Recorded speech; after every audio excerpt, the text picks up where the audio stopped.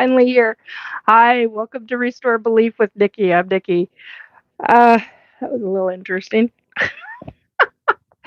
Anyhow, so I am finally live. It's been a while. Um, okay, let's see. Hopefully, you saw the introduction. Let me get this up and going, get a little bit of business done. Oh, and of course, now it's acting up. Anyway, I hope you're doing all right and things are good. Okay, let's see. Up here and share. Okay, that's where I'm going. There we are. Okay, and share. Okay, here we go. Whoopsie doodle. A little bit of. Little bit.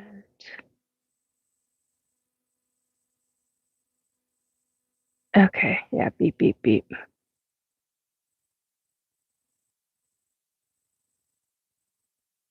Right now. Okay, so we will be talking about uh, ETs and abilities and women who are surrogate moms of hybrid children.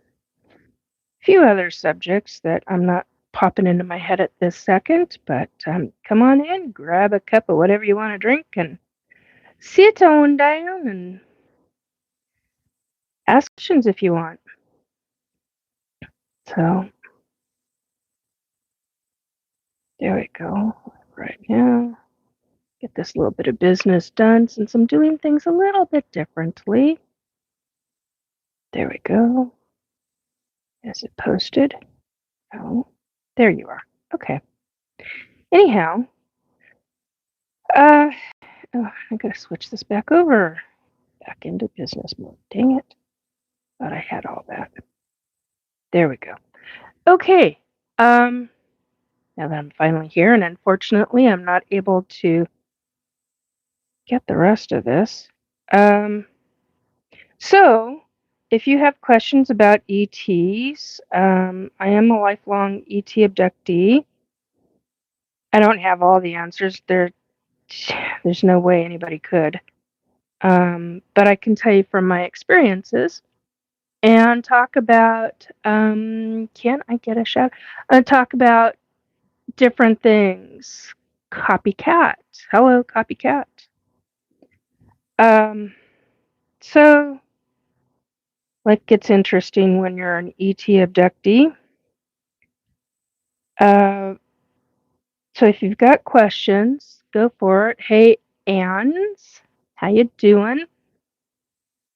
I'm just trying to get a little bit of kind of the business side of things set up so that we can move on. I can move on and we can do this. Hey, Drew, it's good to see you. Hello, my little angel love. Hello, Robert White. Um, so, like I said, I'm just trying to get a little bit of extra business here set up. Someone want to message Paramarv for me? Please and thank you.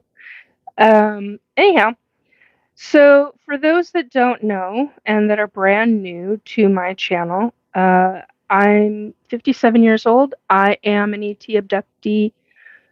I've been told from birth, but I remember from the age of 4 years old. Oh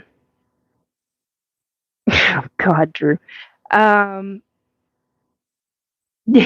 Okay. I'll see if I can continue to find him. Thanks, Drew. I appreciate that, though. Thank you for letting me know. So, no, I do not do and talk about this kind of stuff for a living. I don't make any money on it. It would be nice, but I don't. Uh, So, so I've got memories from age 4 years old all the way up until, uh, well, last week. Well, no, actually, this past weekend. Hey, Amy. Oh, speaking. Um, yeah, I finally found him. So, uh, thanks, though. I appreciate that, Drew. Uh, okay, what else? I'm trying to get everything else in here. And I think I got everybody. I think. I hope. Anyhow, if I didn't, they'll come in. Okay, so uh, for those that don't know, like I said before, ET abductee, been told from birth. I remember from 4 years old and on. Um, yeah, Galen makes no money and loses friends. Gee whiz, you'd think a sane person would quit, huh? Those who are here love you much, though. Yes, I appreciate that, Galen. Yeah, there's been some things I found out, some really difficult stuff, and it was hard to deal with, and but I dealt with it, and it is what it is. Doesn't matter. I'm going to continue talking about my experiences. A lot of the same stuff. There's new memories popping up here and there, but not very often, and that's because of the stress and stuff, which is understandable. And if you hear squeaking, it's this old chair. Um, so, and it didn't used to do that until it got to be old. Now it just squeaks. So I apologize ahead of time. Uh, so I've seen reptilians, what I consider reptilians, because they're not Dracos. I've seen one Draco in my life, and nope, nope, nope, nope, nope. Um, Raggedy Poppity, arthritic, yeah, arthritis chair, yeah, exactly. Hello, Grace. Seek Jesus. Well, thank you very much for that, but I do already. Thank you. That's the other thing. I am a Christian. This doesn't fly in Christian circles and communities, and it's understandable. Um, and I'm a psychic medium, and I have had numerous conversations with Jesus, in fact, and crossing spirits over and all of that. So thank you for that opportunity to bring it up. I appreciate it. Um, so, yeah, and that doesn't fly with a lot of people in how they view ET abductees. ET abductees come from all walks of life. Um, Everything from folks who are homeless to folks who are multimillionaires. It happens. Um, and whether anybody likes that or not. Um, so it gets to be quite the subject, the topic at hand sometimes, and sometimes it gets very difficult, especially within families. If an ET abductee comes out, it's very difficult. It's extremely difficult in my family. And the fact that I'm even being public and continuing to be public about this, um, yeah, it's causing problems. But I'm still going to continue talking. I'm still going to continue speaking not only my mind, but speaking my experiences, no matter who likes or dislikes what I'm talking about, whether it's family, friends, whoever. Um, okay, so thank you, Drew, for greeting folks. I appreciate that. You've seen two UFOs, two in your lifetime. Yeah, quite honestly, I don't know how many I've seen. I do know that I have, and there's a reason why I say that, because I've seen them before Starlink came out, and then I saw them after Starlink came out, and then you're going, okay, was it Starlink? Oh, let's figure that out. So if you are an ET abductee, start doing your research. Sorry, little hair that's driving me nuts. Oh, dog hair. Anyway, do your research. Start asking questions. Ask other abductees questions. See where that leads you.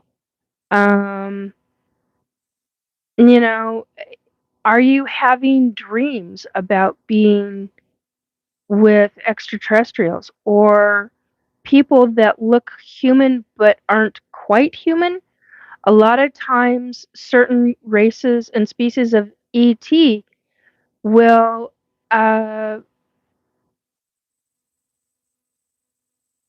deliberately make it so that the human believes it's all dreams. Trace. Oh, hey, Trace.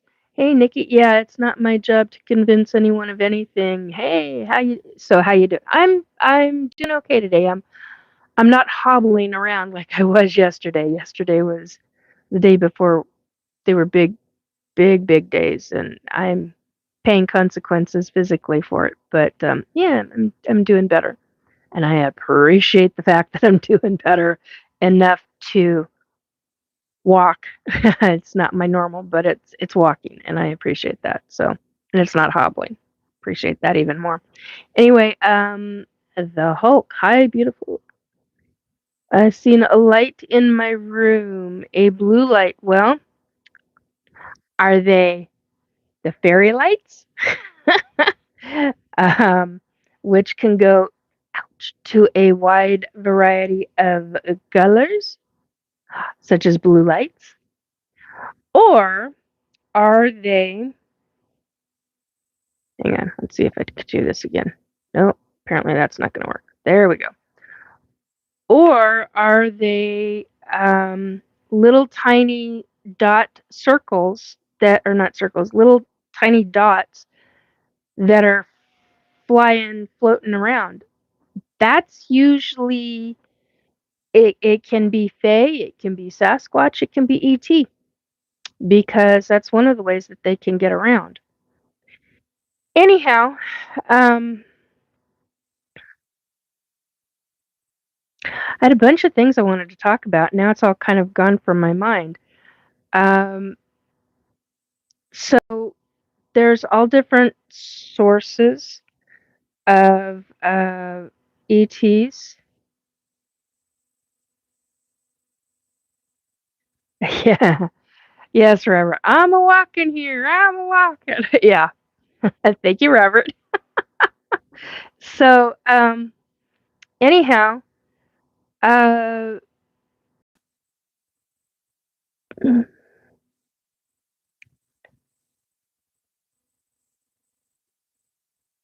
it stayed in one place. Thank you. I appreciate that. Thank you, Hulk. I appreciate that. Anyhow, so some of the things that are, for example, and this is not ET related, this is spirit related. You can have experiences with spirit. That could have the blue, um, the blue ball or blue light that he is mentioning could even be spirit. Usually it's white if it's spirit, usually, not always, but usually. Sometimes pink or lavender if I'm not mistaken. It's been a while. Um, so,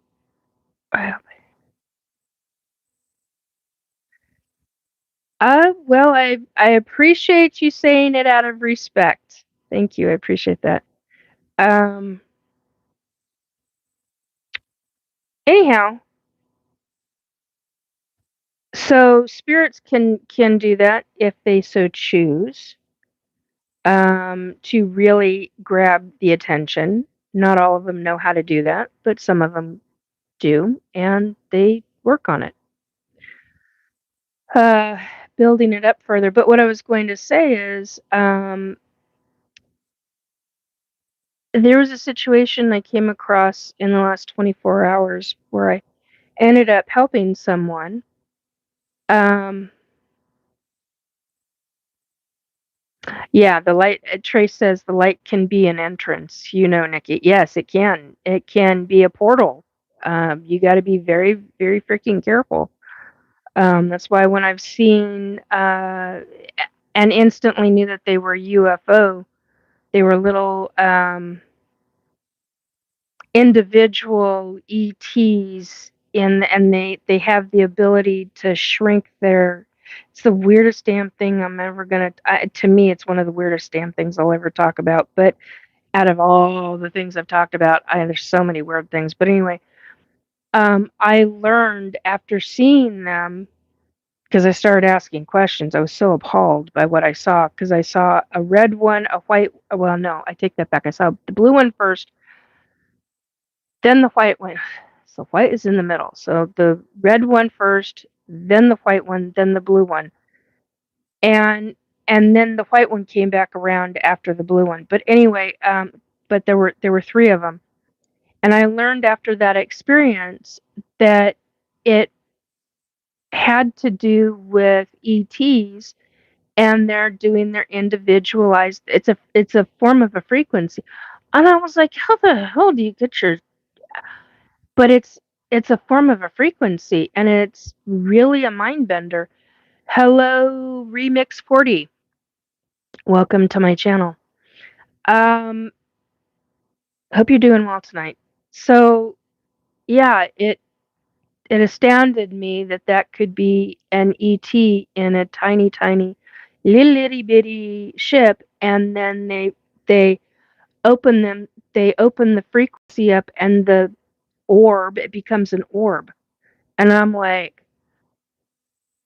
I thought I was. I mean, I know I've seen some really wild stuff in my time. I get that. I understand that fully. But this really, well, this is what I was told. It wasn't a theory. This is what I'm told. Um, I almost wish it were a theory in some fashion or form, but when you're told this and I still have a hard time with this one. Um, it's up there with me having a hard time with being told by an ET that they can be 1,500 years old or even up to 2,500 years old. I lost my ever loving freaking mind over that because our human concept of time and age are completely different with different ET races and species. Um,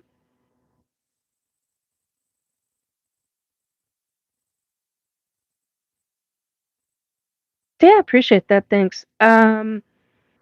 So it's just a mind bender. I I have such a hard time with it. I had a hard time with having hearing that information about the years, how old they can be or get up to. I had a difficult time with watching a um, Laborian. I couldn't think of the name of them. The Laborian shapeshift in front of me uh, from an 8 foot tall being covered in fur. Um, they're a part of the Lyran system or the Lyran group of feline ETs, and he shapeshifted right in front of me, right into a human form, 8 foot tall human form, and I'm like, what now? No, that didn't just happen, and it did. And it was really difficult. Those three things were really, really difficult um, for me to grasp a hold of and go, oh my God, that was real. That was really real. Um, so yeah, I get it. People have a hard time grasping a lot of this information. Yeah, I have. Remix is saying God and aliens. Remix is also saying, have you met aliens? Yes, I have. Many of them. Some of them I worked with. Some of them I'm in hybridization program. Um, I've always said that I've been abducted by 3 groups of ET. I now understand why that is, because the first, no, I'll just call you Eddie, hon. That I have a hard time with the other part of it, though I get where you're coming from on that, and I have no problem with that. But first name, that's fine. But I can't put the one in front of it. Okay. Um, so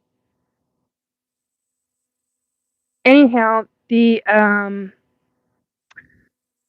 first, well, not the first experience, but when I was about 5 years old, um, my mom and I were abducted. And when my mom and I were abducted in my mom's van on the freeway while driving, I don't remember what it was, 55 or 60 on I-5, southbound I-5, through southern Oregon going towards California, and we were abducted. And the wheel spun. We're still spinning as the vehicle's they took us in the vehicle. Anytime after that has been out of a vehicle, that's fine. You don't have to. I have people telling me that frequently. And then I have people telling me that they do believe me. They've had different experiences. Um, so it's okay. You don't have to believe me. That's totally fine. Um, but there are a lot of people who have experiences, and many of them are not safe enough to talk about it, or they're questioning those experiences. That's one of the reasons why I'm coming out to talk about my experiences, so that they know that they're not alone. Um, like I said earlier, a lot of ET abductions, if you are conscious and aware, if they allow that in the first place, because not all races and species will allow that, because many humans will try to fight. Many humans will try to get out of it, or try some ways to get out of it, and they're knocked out. And it's because they have control. It's because the ET, that specific race of, not all races of ET have that ability, but certain races of ET have the ability to literally control the human brain via a specific kind of frequency, and it knocks us out. We go right to sleep. And then we're in like when we do wake up, uh, we end up, how do I say this? When we wake up on the ship, our brain is like in a dream state, but yet we are conscious during it. But because of the way that they've got a specific kind of control over the brain, over the human brain, somehow it's where it's in this dreamlike state. I don't know what else to call it. If there were terminology, medical terminology, that would account for that, I would be using that in a freaking heartbeat. But I don't know what those are. I don't know what that is. So, um, it all comes down to about control. Um, Remix. The only time I've ever met God was when I've crossed over spirits, and that was a mind bender. That's the that was a major mind bender. The very first time it happened, when I crossed over a spirit. But yeah, I get it. It's when you actually, when you actually meet him and know that there really is an almighty, powerful, oh my word, being. Um, it's just, it's a mind bender. It blew me away in every sense of the word. But anyway, I'm kind of rehashing stuff just to kind of get those that don't know what is going on and what we're going to be talking about tonight. Anyhow, oh, I forgot I did that. They can also abduct just your consciousness and your body stays at home. Yes, correct, Galen. That's exactly correct. So there are different races of ET that can do that. And they will test you. Usually when that is done, that not always, but usually that, hey, Christopher, usually that's done where you're dealing with government and it's a race of ET that, as I understand it, doesn't want to belong to Federation, whatever everybody else is. I don't call them that. I um, call them what R. Keith Andrews calls them, which is the consortium. And I say that because I know when he first said it and I heard it, I went, that's it. I started yelling at my phone. I was like, oh my God, that's the one. That's what they're called. That's really what they're called. They're not called the Galactic Federation. To me, that's bullshit. But, that's all right. Everybody calls them something. And supposedly this specific race doesn't want to have anything to do with them, and they work with human governments in different ways. And one of the ways is to come in, put a device over, and I've seen the device. I've been shown the device. I was literally out of my body while looking at my body, and they were talking me through it as to what they were doing. And I was so awestruck, just absolutely dumbfounded. Oh my God, Flat Six, how you doing? I haven't seen you in forever. It's good seeing you, dear. Um, Anyhow, so what I saw, it was strange because I remember them being with me while I was in my bed, and I remember my eyes, physical eyes being closed, but I could see them through my what we call our third eye. And it was still like I was very much awake, so I was in my higher consciousness state already because I was very aware that they were there. And I saw this device coming down, and then the next thing I know, I'm out of my body. And I'm standing. So, okay, hang on. Trying to figure this out. Say this is the pillow. I can get this right. And my head is like right here. Okay. I'm standing right here. Well, actually, I'm standing right here. And there's an ET standing directly behind my bed at the head of the bed. And there was no wall there. There was a table and then a bookcase and then the wall. And he was removing how do I say this? It's a 3-part device where the bottom part of the device stays on the forehead, the middle of the device and the upper device come apart. And so when I was watching it, hello, bad monkey, no banana, hello. Um, uh, I literally popped out of the body the second that went on, and I'm watching him pull the second and third layer off of the first layer. And he's actually, there's another ET standing here describing what the other ET that's standing here is doing.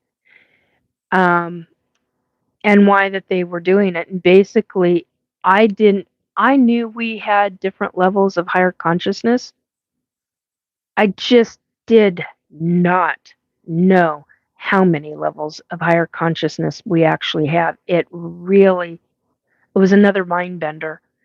Um, and so, in what Galen was saying, they can take your consciousness and leave your body. That's how they do it. And you would never, I was allowed to see the device. The second they stopped that ability for me to be able to see that device on my forehead, you couldn't see it. It just looked like I was sleeping, normal sleeping. And I went, but it's gone. I literally said, but it's gone. And he's like, no, it's still there. You just are not capable of seeing it. And I'm like, I had my jaw was on the floor. I was just so stunned. Um, and so I asked, okay, so what are those two things that you're taking with you? And he had said, what it's for different levels of your higher consciousness. You keep the base consciousness with your body, and then basically one of the devices becomes a control. I don't remember which one right now. One of the devices becomes a controller, and the other device holds two other levels of consciousness.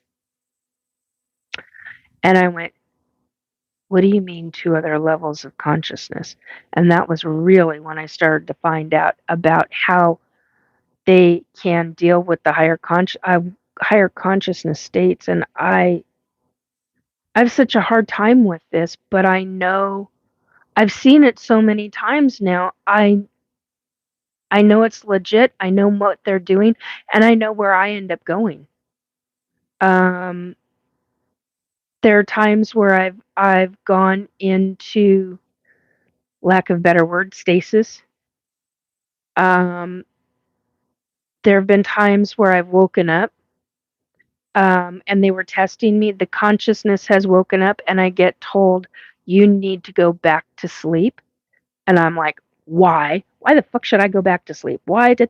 Oh, first F bomb of the night. Sorry, guys. Why should I go back to sleep?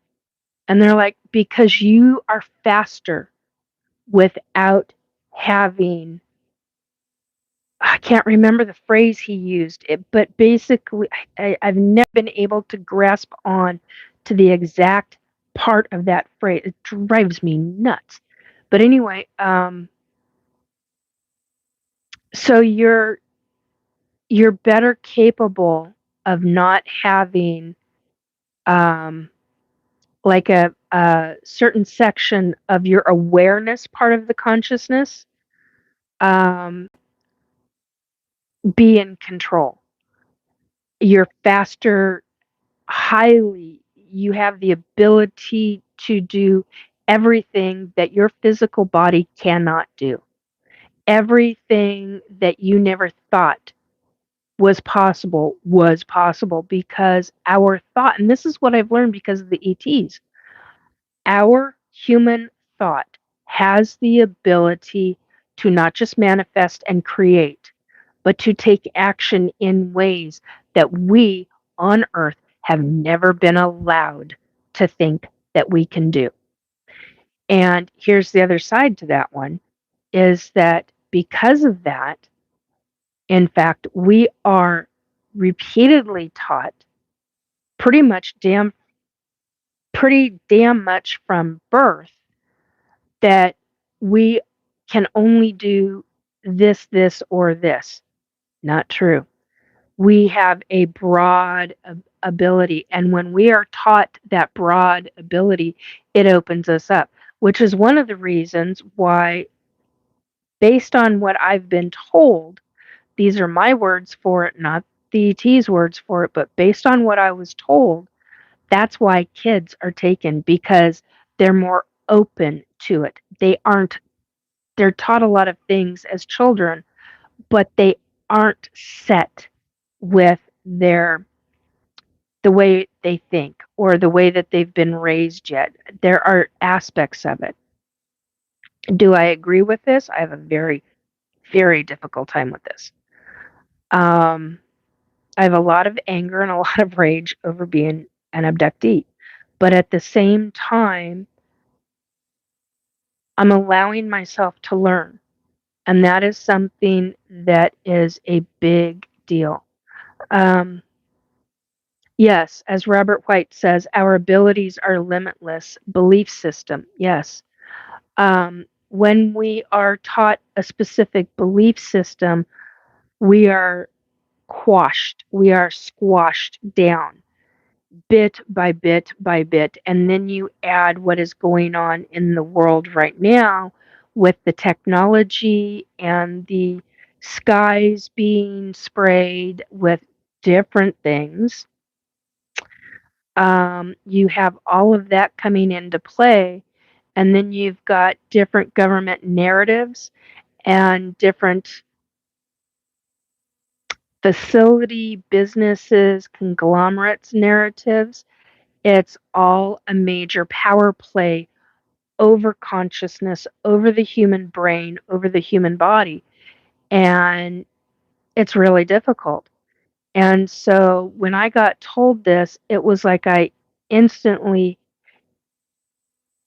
I don't know how to explain this, but in some fashion or form, it was like I was shown all of this and then some in one flash memory.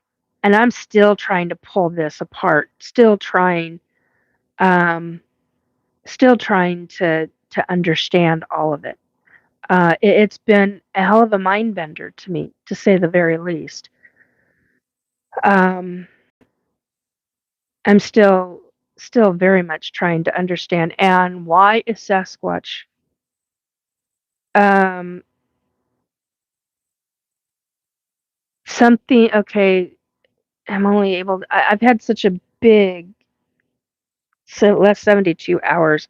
I don't know if I can catch this. It's like a running thought, but it's not my thought. It's somebody was talking to me and I didn't quite catch all of it. Something to do with Sasquatch and how Sasquatch are very much like that. They are taught from a very young age and they are taught essentially why it's so important to be open. That's how I'm going to say that. That's not exactly how it was said to me, and I can't quite get the words from up here down to the mouth, and that's part of my dyslexia. So, um, trace, it's like a governor. Yeah, oh, I just realized. Let me. Okay, hopefully I don't mark do everything. Okay, let's see. Down, lighting, green screen, no, don't want any of that. It's the one where, yeah, chat filter. See, I'm missing messages. I did do this every damn time. Okay, there we go. Um, Unbridled Ministries. I didn't even see that you had come in. I apologize. I'm usually pretty up on that. Children definitely have more neuroplasticity. Yes, they do. Very, very much so. Okay, who else did I miss? See, that's disturbing to me. I don't like that. Um, to be sure that I've got different sections in here. Yeah, I think I got everybody now. Okay. Just wanted to be sure that that's okay. Yeah, which governor? I'm not voting for him. Yeah, no kidding. Um, so and so anyhow, um, yeah, I mean, you deal with humanity and the way this planet is controlled. It's so heavily controlled that it really becomes quite a problem for us in deciphering which control is which, who's doing the controlling, how deep the rabbit hole goes. Um, you got to be very, very careful. And there really is a lot of crap out there. And I understand where people think that I'm delusional or they think that I'm off my rocker, however you want to call that, um, that I've gone too far. Um, I'm talking about my memories. This is, and it does not jive with how I lived my life at all. Um, I had a kid and a spouse who didn't see any of this. This is why I believe it's so important because I lived an average everyday life. This is why it's so important to talk about this subject. Um, I was the average Joe Schmo, you know? Um, raised my, stay at home mom, homeschooled, raised my kid, um, worked when needed and able, and I did all sorts of stuff. It wasn't until, okay, here's an example. When you've experienced a human pregnancy, you know what it feels like to be pregnant, okay? So there's that side. When you start second guessing yourself about every 4 months because things aren't jiving and you're so poor that you can't, or so broke that you are not able to get a $15, or you're terrified to, one or the other, or you're so terrified to go and get a pregnancy stick or can't afford a pregnancy stick, um, you start second guessing yourself and you start chalking things up. And for years, I'd been told, and this is long before we ever found out that I had PCOS, polycystic ovarian syndrome. Come to find out, many female abductees have PCOS. I find that fascinating. I've talked to people who've been in ufology, who've talked about their own experiences, who are surrogate moms or moms. They're doing the full birth, um, pregnancy beginning to birth, whereas I don't. That's not the program that I'm in. I'm in the program where they implant you with a fertilized egg. If it gestates to their term that they want it, whether it's 6 weeks or 3 months or 5 months, well, back then it was 5 months, but now it's 3 months for me. Many other women talk about their pregnancies being 6 weeks, and then they give birth on ship. Um, so it's you've got to look at all aspects of it. Don't second guess yourself. If you think you're pregnant, get a stick. Pee on it, find out if you really are. They're better than they were back in the 1990s. Um, get the documentation. I wish to God I had done that. I didn't do that. Um, I constantly second guessed myself, and then there were times where there are so many symptoms. You want to go through an ET support group or an ET abductees support group, or find a list um, of symptoms. Start following Misha Johnston on Facebook, on YouTube. I believe she's on Rumble as well, but I don't believe that one's as active. So YouTube, Facebook, um, And a Starseed Awakening, I believe it's .org. Look into some of the lists. The woman knows her stuff. She's been in ufology for 30 years or thereabouts, or a little bit longer. It's in the 30-year category range. She's got a lot of experiences, and I recommend her. There are others. Um, I don't know. Now I've got a brain fart going on. I can't think of the names of the other two women. Check out Samantha Mowatt's YouTube channel. Um, uh, Check out Melinda Leslie YouTube, uh, Facebook as well. I'm not sure where else. I'm sure there's other locations for her.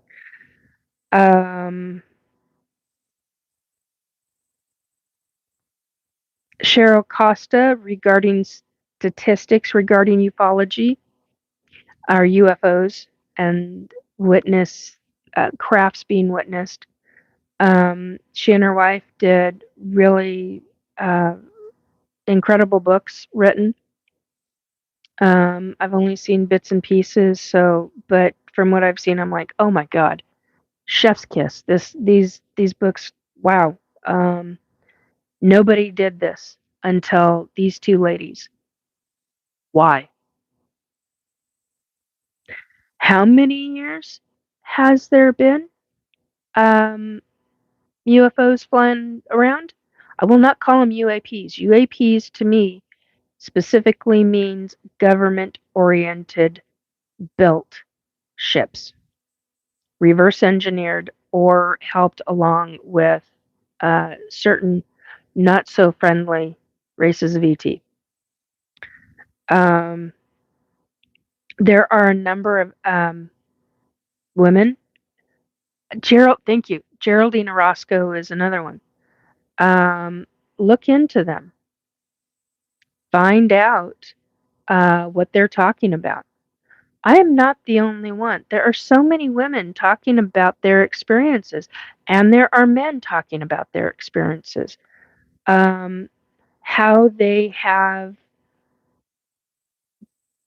their genetic material, their sperm has been taken from them. Oops, sorry.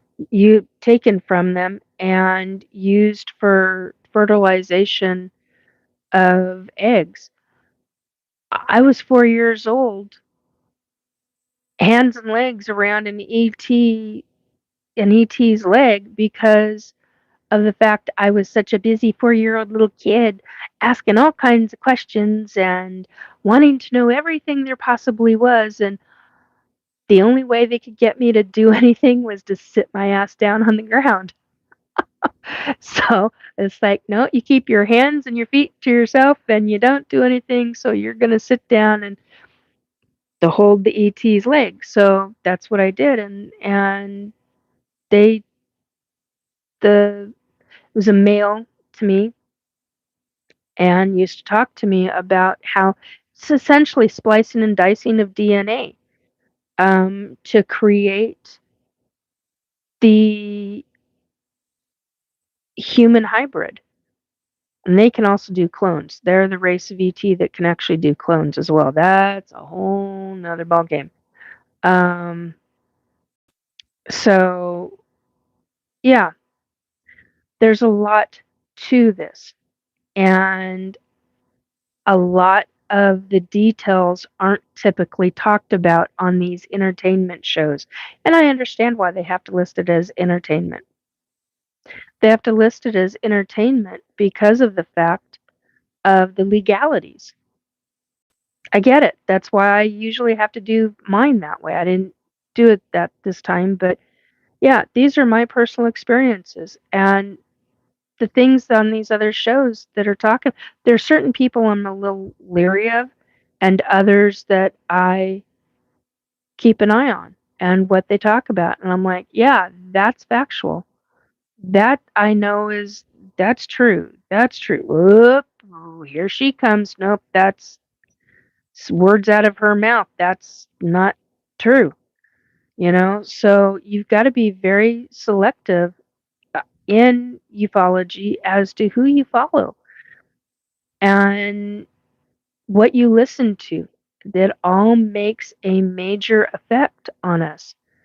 Um, what you take in affects can affect how you think and how you believe. Uh, and I started watching different things and learning different things because of the fact I was having memories and I wasn't understanding what I was remembering. It did not make certain things did not make sense to me. Um, some people were like, "Well, I'm going to tell you my experience," and I'm like, "Okay." And they talk about their own personal experience, and I'll be like, "Oh my God, that happened to me, and that happened to me." Now, did they do this to you? Because this is what they did to me. So then it involves a conversation. So, you know, oh, and before I forget, let's see if I can do this without messing everything up. That image right here is it's what we know as the butterfly nebula. When I was 4 years old, that's what I saw out of an ET ship window. We were in space. We were at the Butterfly Nebula. And I was so awestruck that that is the one memory. Well, it wasn't just that. It was that entire space, that entire galaxy trip. We literally traversed the galaxy from one end of Earth all the way to the opposite end of the galaxy. And it was a real mind bender. And so when we were traveling back to Earth, and to even talk about this, I still feel like I'm nuts. But this is what I remember. I was 4 years old, and it's the one memory that has stuck with me that I never blocked. Never blocked it.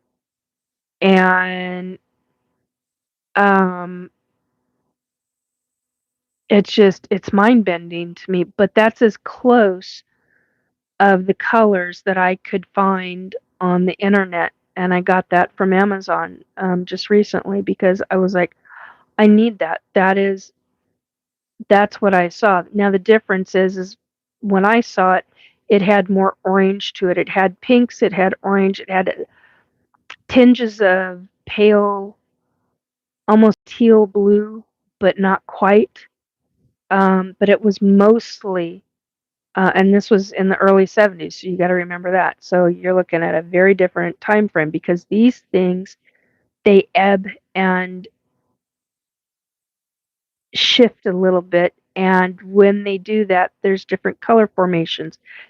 Um, so I've seen that. I've seen what I call the spiral galaxy. It was white with blue with tinge of lavender. Um, so yeah, so saw that. I saw this. But I know this not as the Butterfly Nebula, but as I was told it, they called it the Infinity Galaxy. And I was like, wow, okay. So I've got that copywritten because I've not heard a single solitary other person call it that. But that's what I remember from when I was 4 years old. Um, Now, how could I have known that at 4 years old? How could I have known at 4 years old what a spiral galaxy is? How could I have known what a butterfly nebula is? Um, we didn't have picture books, space books, picture books in my house when I was growing up. We just didn't. Um, we had By the time I was trying to think of how old I was. By the time I was 7, 6, 7, 8, we started having, my grandmother started ordering, National Geographic. Couldn't think of it. I could picture it, but I couldn't think of it. National Geographic. Um, and it was mostly African animals and things of that nature. So, yeah, um, that's the fun little. Let's get that out of the way. Um, but that's the nebula that I saw, and there were other nebulas that, and Robert White knows that because um, he came across a site and he was like, "Well, have you seen this one?" He was asking me questions. Have you seen this one or have you seen that one? And I'm like, nope, nope, nope. And then I lost it. I was like, oh my god, I've seen that one, that one, that one, and that one. And so he made note of it. He's got the notes on that kind of stuff. Um, I've got them, but they're so far buried. Um, trying to think of exactly. But anyway, so yeah, uh, we have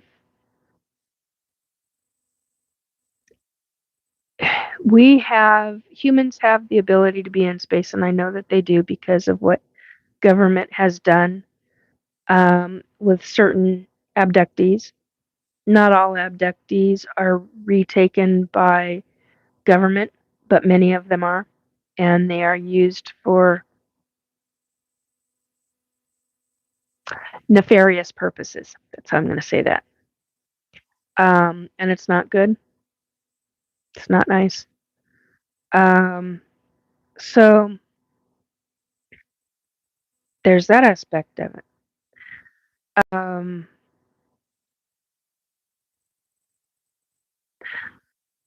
but what I wanted to get into some of the ET stuff, but I also wanted to talk about um, if you're dealing with spirits and have um,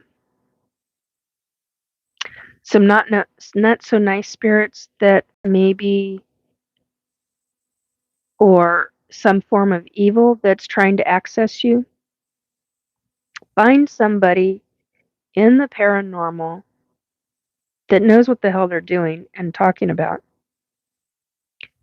and have them take a look at if it really is um, paranormal that's bothering you. Um, Unexpectedly come across someone with uh, a being that I didn't know about. And it's interesting because how it affected numerous people on from one specific piece of property. Very interesting. Um, Niggling away, just tapping away at a person's brain, and that's evil. If it's not a medical issue, such as a schizophrenic or a uh, schizophrenia or some form of medical issue that's causing chemical, issue in the brain that's causing that, um, then look into paranormal.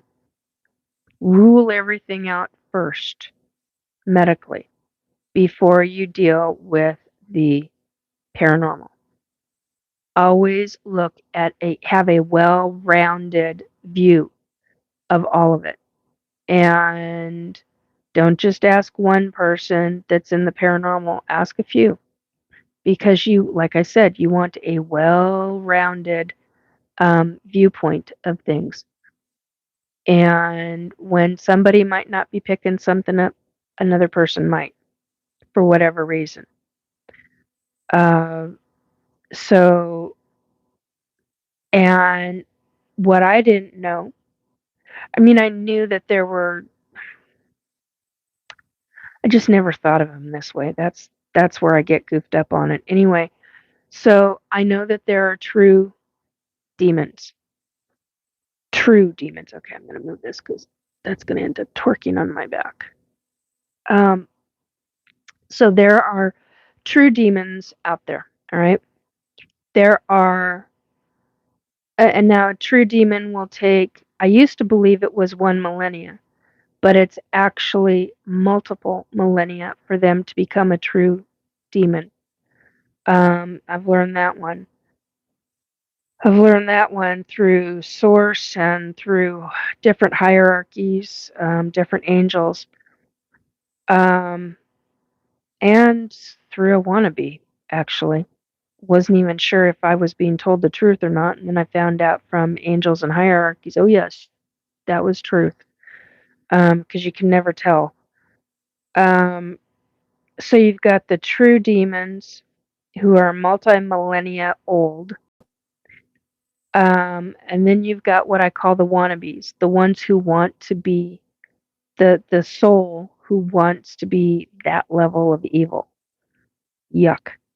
Um, and I've come across 1200-year-old ones. I've come across 1500-year-old ones, 1800-year-old ones, and 2400-year-old ones.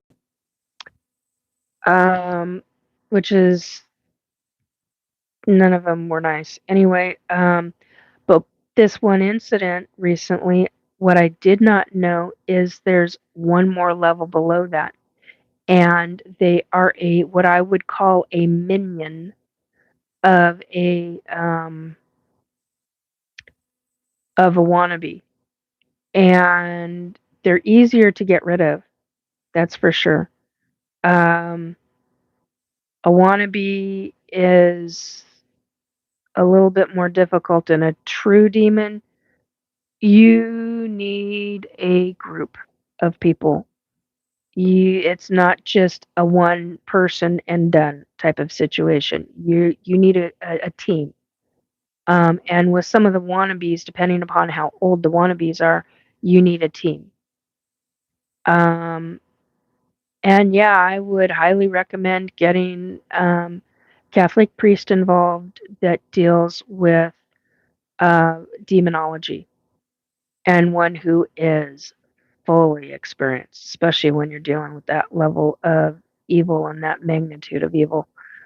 But thankfully, this was a minion to a wannabe and was easy to get rid of. And I've never seen an Archangel Michael allowed me to borrow, and I'm not supposed to talk about the device, but allowed me to borrow one of his devices because he was right there.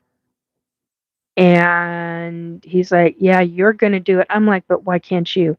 He's like, I can, but basically I was being tested. And I'm like, oh, because I've been hit so many times with the frequency weapons. He basically wanted to know if I still had it in me to do it.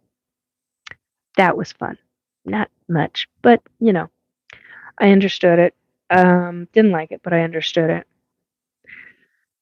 So, and I'm getting light sensitivity in my eyes again, that's all hormone based. That's not fun. So I'm trying to look down and to my left, which is why I'm having a hard time looking up at the camera. Last 2 weeks I've had light sensitivity. It's not been nice. So this is starting to hurt the eyes. Anyhow, the thing with the minion to a wannabe, I learned an awful lot again, and I'm very thankful for those teaching skills. And when Archangel Michael, allowed me to use this tool, this device, and wow, am I not supposed to talk about that publicly? Okay. I used it, and I've never seen an entity do what this one did. trying to figure out how to word this without getting my own ass into trouble over this. Um, and so it fascinates me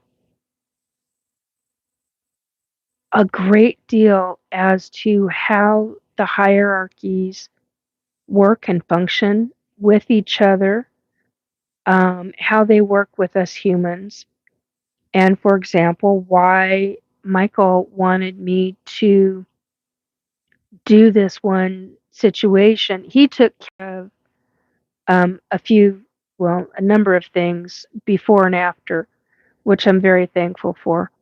Um, and all the families were protected, including me and mine, because this thing, when it got, I'm gonna, hopefully I don't get into trouble for this. Um, when this thing comes back together, because it got divided out, let's just say that. Um, when it comes back together, what he told me is that it's going to bounce, quote unquote, bounce, and it's going to go like a pinball machine, boing, boing, boing, boing, boing, ding, type of thing. And it's going to try and go after each one of us that has anything to do with the individuals that it was affecting, even if it was in passing, because it's going to be pissed. And I'm like, well, why can't I just call on the demon dogs? And I got told, no, we're going to wait to do that for later. I'm going to start coughing. Hang on one second.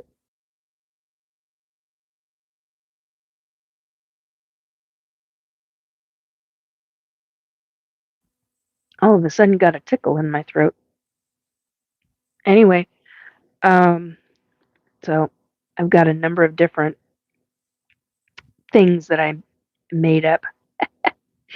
Keep the throat lubricated for a while. Because, oh my God, at start, I forgot to add sweetener. Woo, Nelly. Anyway, anyway, so that was something new that I learned. Um, and it was pretty cool. I mean, you can have a lot of different experiences. Um, you know, do your meditation if you can at least twice a week, preferably every day, but build up. Do the things that help you get situated and settled in your soul, so to speak. All the different things that you want to do in your lifetime, because life goes by very, very fast. We don't think it does. There's days at work that just go mind-numbingly slow, and then there are days that go, whew, it's gone. So be sure to make a goal list. Write down the things that you want to do, um, and add once a week in there. Hey, Para, did someone conjure me? I was hoping you'd come in. Um, so do it one step at a time. First step is to meditate, um, and then get into a pattern of meditation. Um, Going from meditation into what do you want to do next? Um, do you want to learn chakra systems? Um, do you already know about chakra systems? How does that already affect you? Um, you know, prayer and meditation are very, very similar. And that's You can call they're essentially the same thing in many levels. You go into I've been in a lot of prayer circles in my life. I've been in a number of meditation circles, and I've been in a number of meditation circles that are via Zoom or Skype or um, God, I can't even think of all the different ones that I've used over the years. Um, but that's all video, and so there's so many of those. I too many to count. In fact, um, okay, I'm gonna have to do something about that light. That's just way too strong for my eyes. I do not need a migraine tonight. Um, so let's see. That's going to cover some of. Oh, that's better. I can deal. Yes. Oh, so much better. God, I don't know why I didn't think about doing that before. Anyway, um, oh, my nervous system just started relaxing. Wow. Okay. Um, so when you meditate, you're calming the mind. When you pray, you're calming the mind. You're calming the mind and the body. Um, and prayer can be done in any different level. Somebody can be washing the dishes and they're realizing that they've forgotten to pray for somebody. Or, um, there's so many different activities.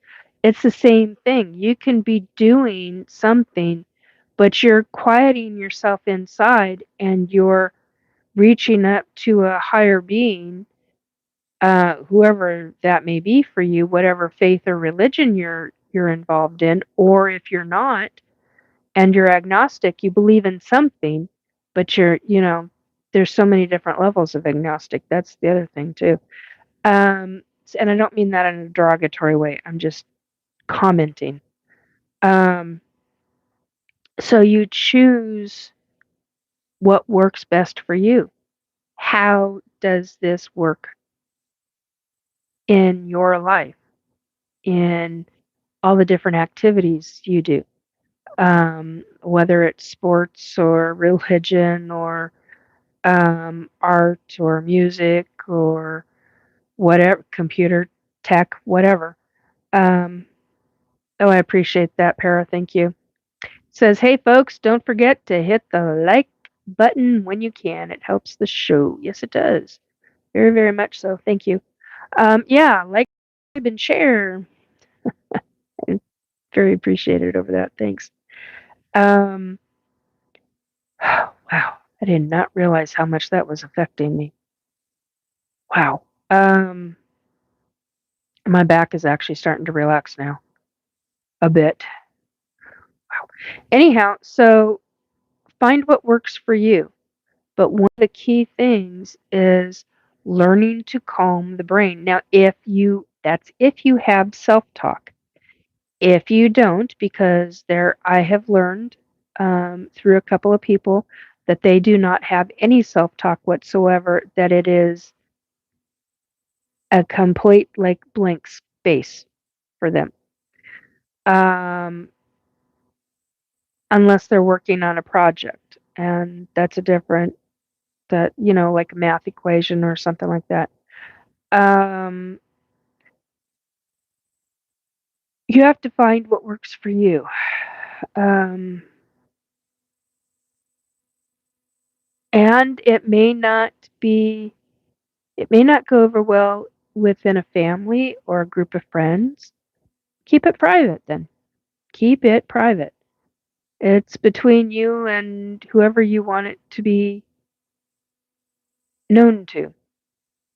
Um, as a psychic, a medium, an abductee, an experiencer of paranormal and all the woo that goes with it, um, you have to do what's right for you. And If people in your life cannot handle it, that's on them. They can't handle it. Please don't allow that to affect you. And I know what that means in living detail. Um, it's not easy by any stretch of the imagination, and it can be heartbreaking.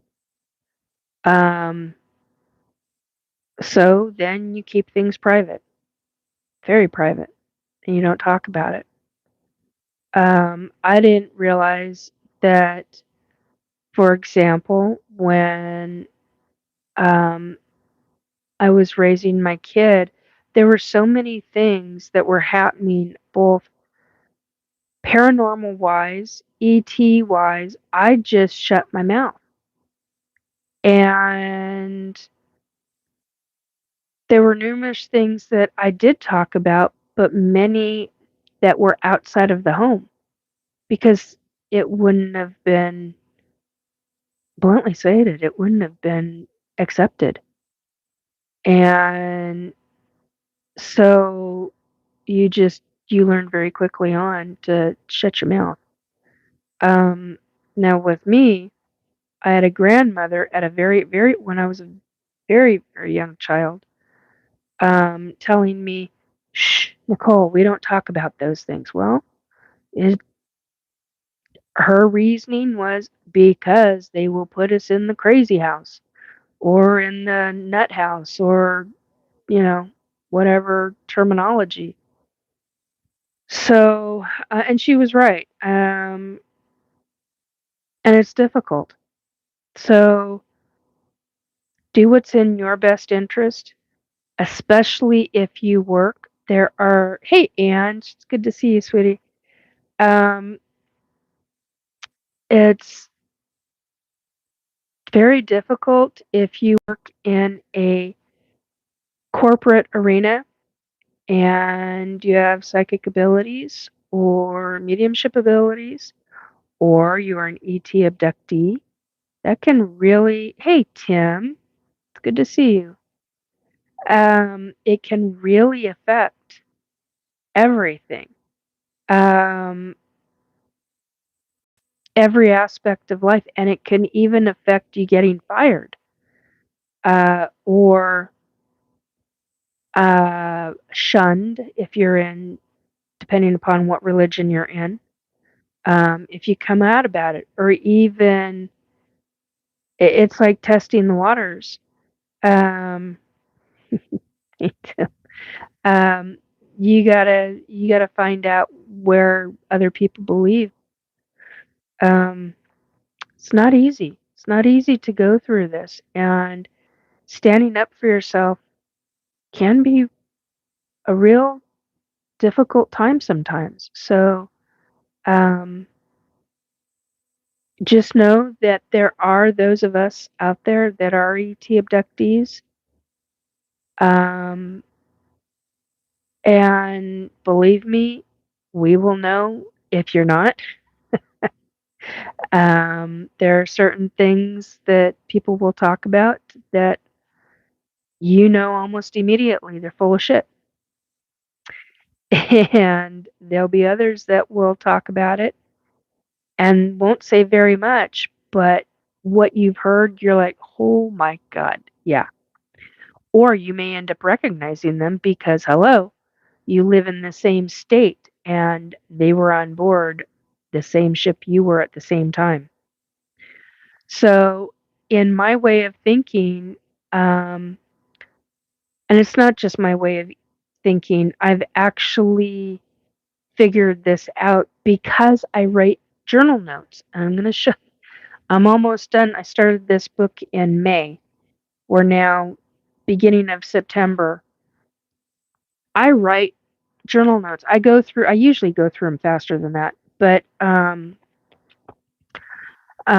write journal notes, and you have to in order to get through this. But the problem is that um,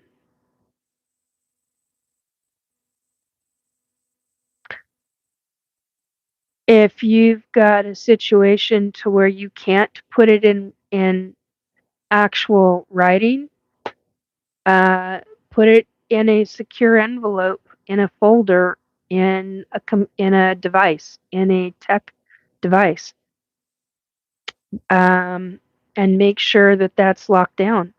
Because that, Amy, I did see your question. I will get to it in a minute. Okay, I gotta try a different one because that was just a little. That other one was just a tad bit too tart. Hang on.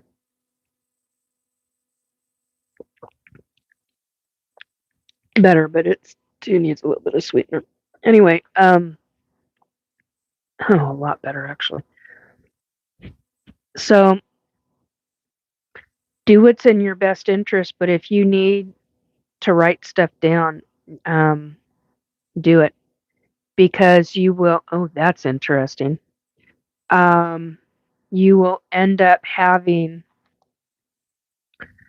You'll start seeing things better. Patterns. You'll start seeing patterns, and patterns in ET abductions are very, very important, to say the very least. Let's see. Can it? Nope. It's just disappeared. Um,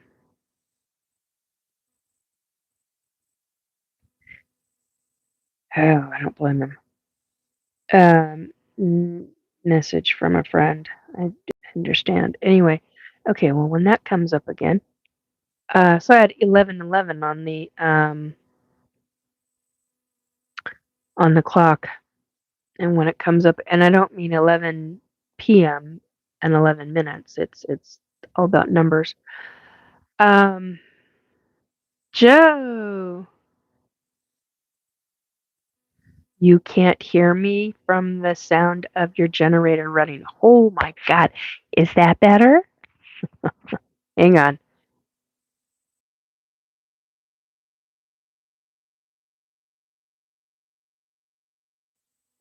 Okay, maybe that's better. 3 days in a row. Oh my God, Joe, that's awful. Um, okay, so Amy is asking, putting the questions aside of reality, how do you think this information is useful? How will it in any way make our lives better? The ET stuff, for what's coming, it will help with some of the knowledge base. Um, make better, that's up to each individual. I'm putting information out there, and that is completely up to the individual as to how they themselves uh, use the information to make themselves better. Okay, there we go. There we go. So that one's not on me. That one's on the individual. Um, there we go. I got what I wanted on that. Um, how do you think this information is useful? Well, for other abductees, to be quite blunt, um, because there are so many abductees. I'm not the only abductee out there, not by any stretch of the imagination. And the ones that are just coming into the realization that they're an abductee, putting it together, realizing that the uh, dreams that they've been having aren't just dreams.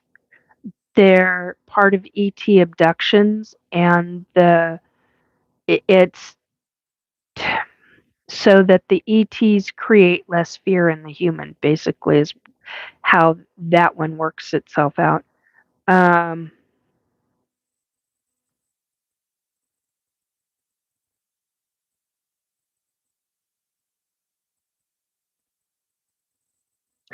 well, I can understand that, Joe. I'm not going to repeat all of that, but I verbally anyway, but I can understand that. Um, wow. I'm glad nothing's broken. Uh, okay, so God, can't even imagine you're going through that. Anyway, Amy, did I at all answer your question? I don't know if it's going to be an answer that you or other people want to hear, but it is an answer. Um, it's information that people can glean from, and if they so choose to do so. Um, it's also information that could potentially help other abductees understand. It's taken me years to figure this shit out. The fact that I'm talking about it publicly is a major issue for some people, and for others, they don't give two shits that I'm talking about it, while others are like, "Oh, thank you." So, you know, um, I have no idea, Joe. Joe is asked Joe Monk, and speaking of which, it's good to see you in here. Although I'm sorry about the power outage stuff and the garbage you're going through with it. Um, do people get abducted more during power outages? I honestly don't know. That's an interesting one. I wonder if they do. I've seen a ship cloak right in front of my eyes. Um, so, and I was just about to say something and I realized I can't say what I want to say because it's somebody else's information told in private. So, yeah, it's, so I have no idea, but that's actually a really good question. Um,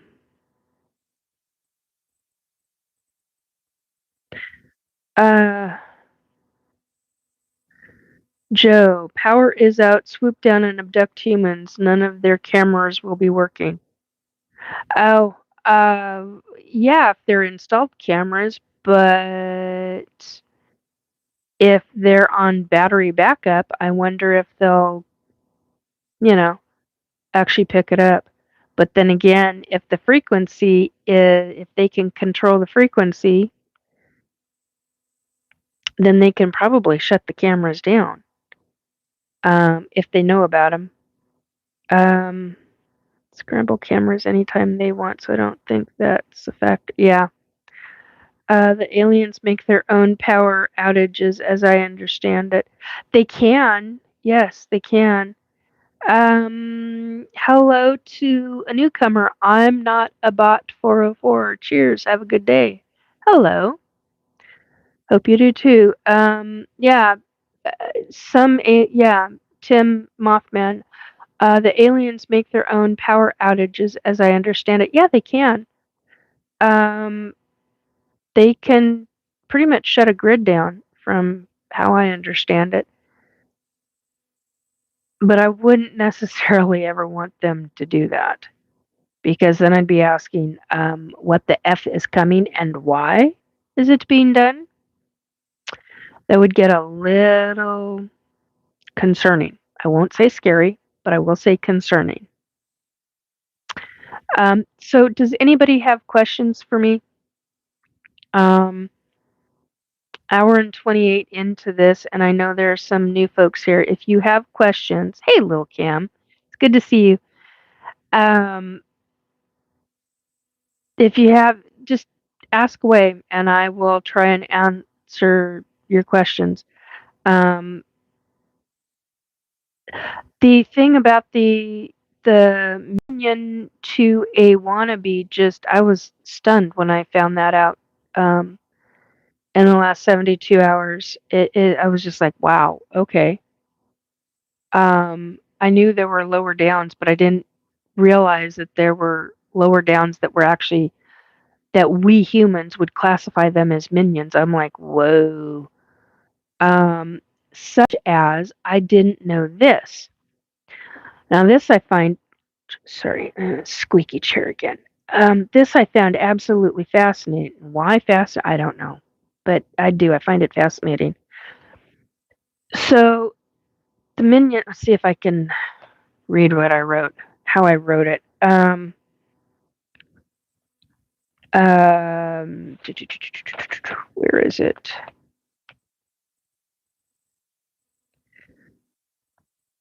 Oh, yeah, it's the next page over. Okay.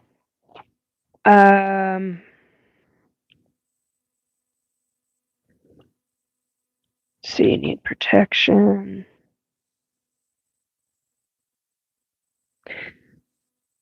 Nope, can't talk about that.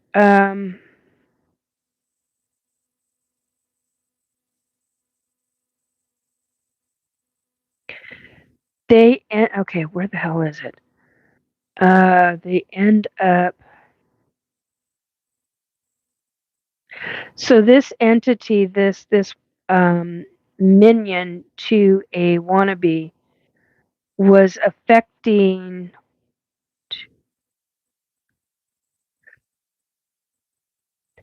potential to affect 4 families. And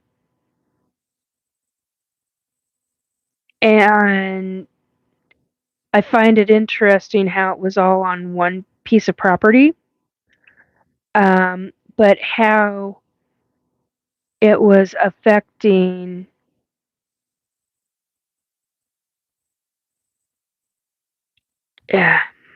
these families in very different ways, or trying to.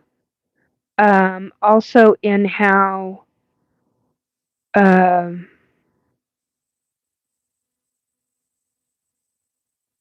okay, hang on.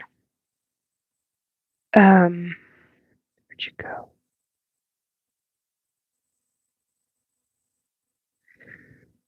Okay, so this thing was a creepy crawly. It was young, but it was old as well. It had that feeling. And I didn't understand what that meant. Oh, that's a whole nother subject. I'll get to that in a minute. Joe is asking, what is the 3-eye atlas? Hey, Sandra. How you doing, dear? Good to see you. What was I talking about before? Oh, so the entity, I find it interesting how people knew that whatever this thing was demonic, that they were picking up on it. Everybody was picking up on it, that it was some form of a demonic. Well, the reason it was some form of a demonic was because it's an underling. That's the other word I was calling it, was an underling to a wannabe. Which is why I keep calling it a minion. And this minion could get anything and do anything, and when it attaches, it's not in a human form to begin with. It's in like a globular shadow type figure. But when it attaches to a human, I literally saw it in a human shadow form. And it attached in a way I've never seen another being attached to a human. And I found that fascinating, truly fascinating. Got it detached, worked on the body, worked on the human body, worked on how to deal with this thing, this minion, this underling. And it had free range, carte blanche to do anything it wanted. And I'm like, wow, okay. So it does the prequel work before a wannabe comes in and takes possession. I don't know what the demonology term for that is. I know there is one for it. I just don't know what it's called. But that does the pre job before for its masters, and I'm like, Holy crap, learn something new every day. That one was a mind bender to me. It really was a mind bender. Um, and I was like, okay, because here I had always been taught by the other side, um, but this had been left out. This part of it had been left out. I had been taught that they had um, uh, the individual entity, such as a wannabe or such as a true demon, actually did the work. No, they have a being that is lower than them do the setting up. That's this case. I'm just astounded by what I learned and what I witnessed. Um, totally did not expect to be doing any of that work in the last 72 hours, but I did. And I'm glad I did because I learned a tremendous amount. And all the families were protected, are protected, and will be protected until the other side. The other side is going to be let's try this again. The other side is going to be dealing with this as soon as it bounces. This is going to sound funny, but as soon as it bounces off of me, um, it's going to hit a rage level, is what is essentially what I was um, shown and told. And when that happens, and I just got told essentially to shut up. When that happens, something else is going to take place. And it's going to happen probably within the next 12 to 24 hours. If it hasn't happened already, because I haven't felt anything. So, which the kind of protection I've got around me, that makes sense. So, anyway, impression yeah, Amy. Yeah. And now that I'm looking at it, regarding that specific situation, Amy. Oh no, not a walk-in. It wasn't a walk-in. It's a. I found out, Sandra, that it's an underling, a um, an underling, also what I am now calling a minion to a wannabe demon. Um, so, and Amy, in regards to what you were saying, uh, there were a few of the underlings, but most of them were the wannabes, and then the true demon was at the bottom, at the very, very, very base, very attached, a very, very serious way regarding that individual. So, Ange, Nikki, are you talking about monitoring spirit, which gives the information to the demon? It's not a ouch. It's not a spirit. It's um. That's why I keep calling it an underling, like a minion, because it does anything and everything for. It's like a lackey, or what we would call a lackey, or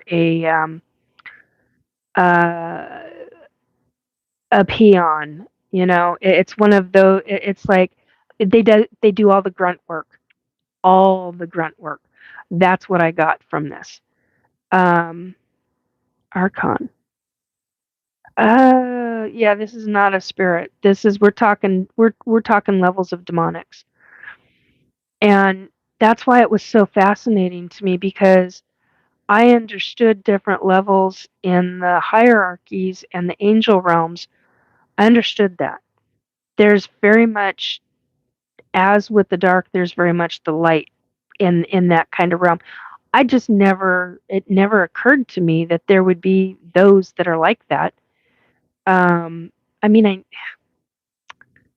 that's not exactly accurate, but yet it is in this specific situation. It was just a mind bender to me that there were um, these beings that I mean they're that's why I keep calling them a minion.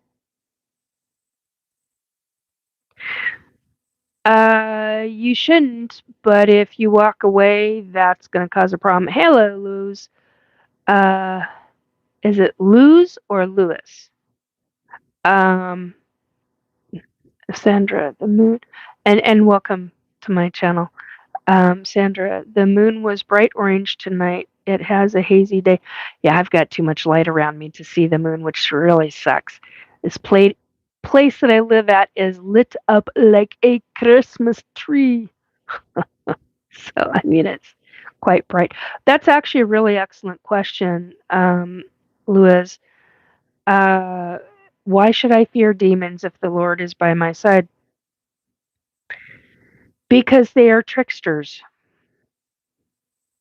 and you need to watch back at all times. That's why. You can have God and uh, Jesus on your side, but you also need to be aware. Um, just because you've got them on your side doesn't mean that you, as the individual of that faith, stop doing what it is you're doing and what it is you're believing in. That then leaves you opened up because that will cause problems. That'll cause significant problems.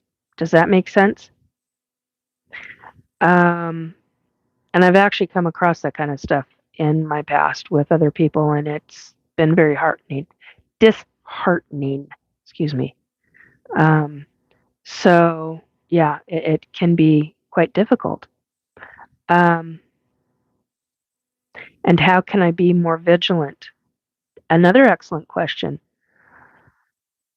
Um, ask your guides, ask God, ask Jesus to put extra layers of protection around you and your family, around your home. The stronger you are, okay, here's something I learned in my own faith and in my own religion. The stronger you are in your faith and in your religion, the more difficult it is. Okay, I am literally being shown an image of Wonder Woman with her bracelets going pew pew pew pew. It's like that. Um, it's like they'll bounce off. So the more devoted you are in your religion, this is what I've learned from the other side. It's been really uh, over and over and over again, over, gosh, 30, oh God, somewhere between 35 and 38 years, that has been shown to me over and over again in one way or another. And it's what, when I've asked about it, it's, yeah, that's accurate. So you stay strong in your faith and your religion, whatever that is. Um, and if you don't believe, then you stay strong in whatever it is you do believe in. Um, we're all individuals. We all have um, choices to make. And somebody's being a smartass. Somebody's going, choices to make and people to see. That's exactly how it was said. Gee, I wonder who said that. Sorry, I have a friend on the other side who's not too long on the other side who's being a smartass right now. And a few of us might know him. And what are the ambitions of the demons with us? Well, they want your soul. They want anything that has to do with the soul so that it can take over a soul. Ouch. Sorry, my back is starting to freak out. Just a second, guys. I've got to readjust. Keep asking questions. I'm still here. It's just I got to readjust, and I'm gonna be off of voice for a moment because you don't need to hear me screeching. Ouch.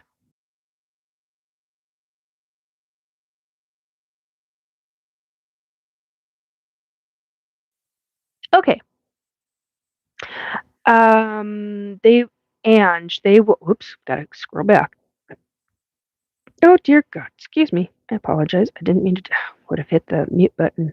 And they will try to attack your family if they can't get to you. Faith is an important component to protection. Yes, it is. It really is. And I fully agree with that. 100%. If they can't go for you, they'll try to go after your family. And, you know, that it's sad to say, but it's true. I've seen it. Just went to stocked up on food and water and preps for the possible coming events. Yeah, the coming events, those are oh so joyful. Oh, um, because of how humans are going to respond to the upcoming events. Joe had said something. I want to be sure that I get back to him because I didn't. What the hell is it? He asked about the three-eye atlas. What is well, you didn't use the word that, but what is the three-eye atlas? Um, I honestly believe it's an ET ship. I talked, hang on a second. What the hell is it? I talked to my guides and, oh, where the bugger hell is it? No, wasn't that. Gotta go back. Yeah, here we go. Yes, yes, no. Oh, bugger to beans. Hang on, guys. It's not much, but there we are. Three-eye atlas. Okay. Okay, so this is what I was told. They've had a long journey. They intend no God damn it. I have to write the word intend. Pisses me off when I forget shit like that. Simple little word. Okay. They intend no harm. Um Safe. They are safe and I have the word safe and the word safety written down. And there was a phrase that went to each. They are safe beings, essentially. And the one regarding safety, I can't remember the phrase right now. And then the quote, "Do no harm to humans. We are passing through." That was what I got regarding the three-eye atlas. So there's that bit of information. I wish it could be more. I wish I could answer more, but that's what they do. That's what I got told. Okay. Um, Amy, what can possession look like? In my opinion, it's not acting crazy or weird. It's knowing they are causing pain and continuing to do it openly anyway. That's not necessarily true, Amy. Hang on one second. We also have keypad number locks on every room door in the house I'm in, and I have steel-toed shoes and other stuff like salt. Yeah, you have to use whatever you can for protection. It regarding paranormal or regarding other beings. But yeah. So what can possession look like? Here's a prime example. Uh, a perfectly normal male human, not have any experience with paranormal whatsoever, no psychosis, no medical diagnoses of anything mentally wrong, any mental defects, any defects, not the right word, but you get the idea. None, eh, no problem psychologically. Okay. And then the, okay, did I do that right? No, goes here. Then out of the blue, they feel heavy. Their body feels heavy. They can't figure out why. They aren't sleeping. Not being ET abducted, not from any medical issue, not from anxiety or stress. Um, and they don't typically have self talk. And then a form of what sounds like self talk starts talking in their head. They're not delusional, they've got something going on. Then it's pestering in the mind. Uh, Yet, this is not schizophrenia. And it's a slow degrade of a person's psychological state. It's a deliberate, slow degrade of a psychological state. Um, it gets to a point to where it's so invasive and so intense that the person starts thinking about unaliving themselves because they cannot handle this. And they start to feel and start telling people, I feel like I'm going crazy. I feel like I'm going nuts, blah, blah, blah, blah. Anything that revolves around that. But they know they've never been diagnosed with schizophrenia. They know that medically it's not, they've been looked at, they've had all the tests, all the things.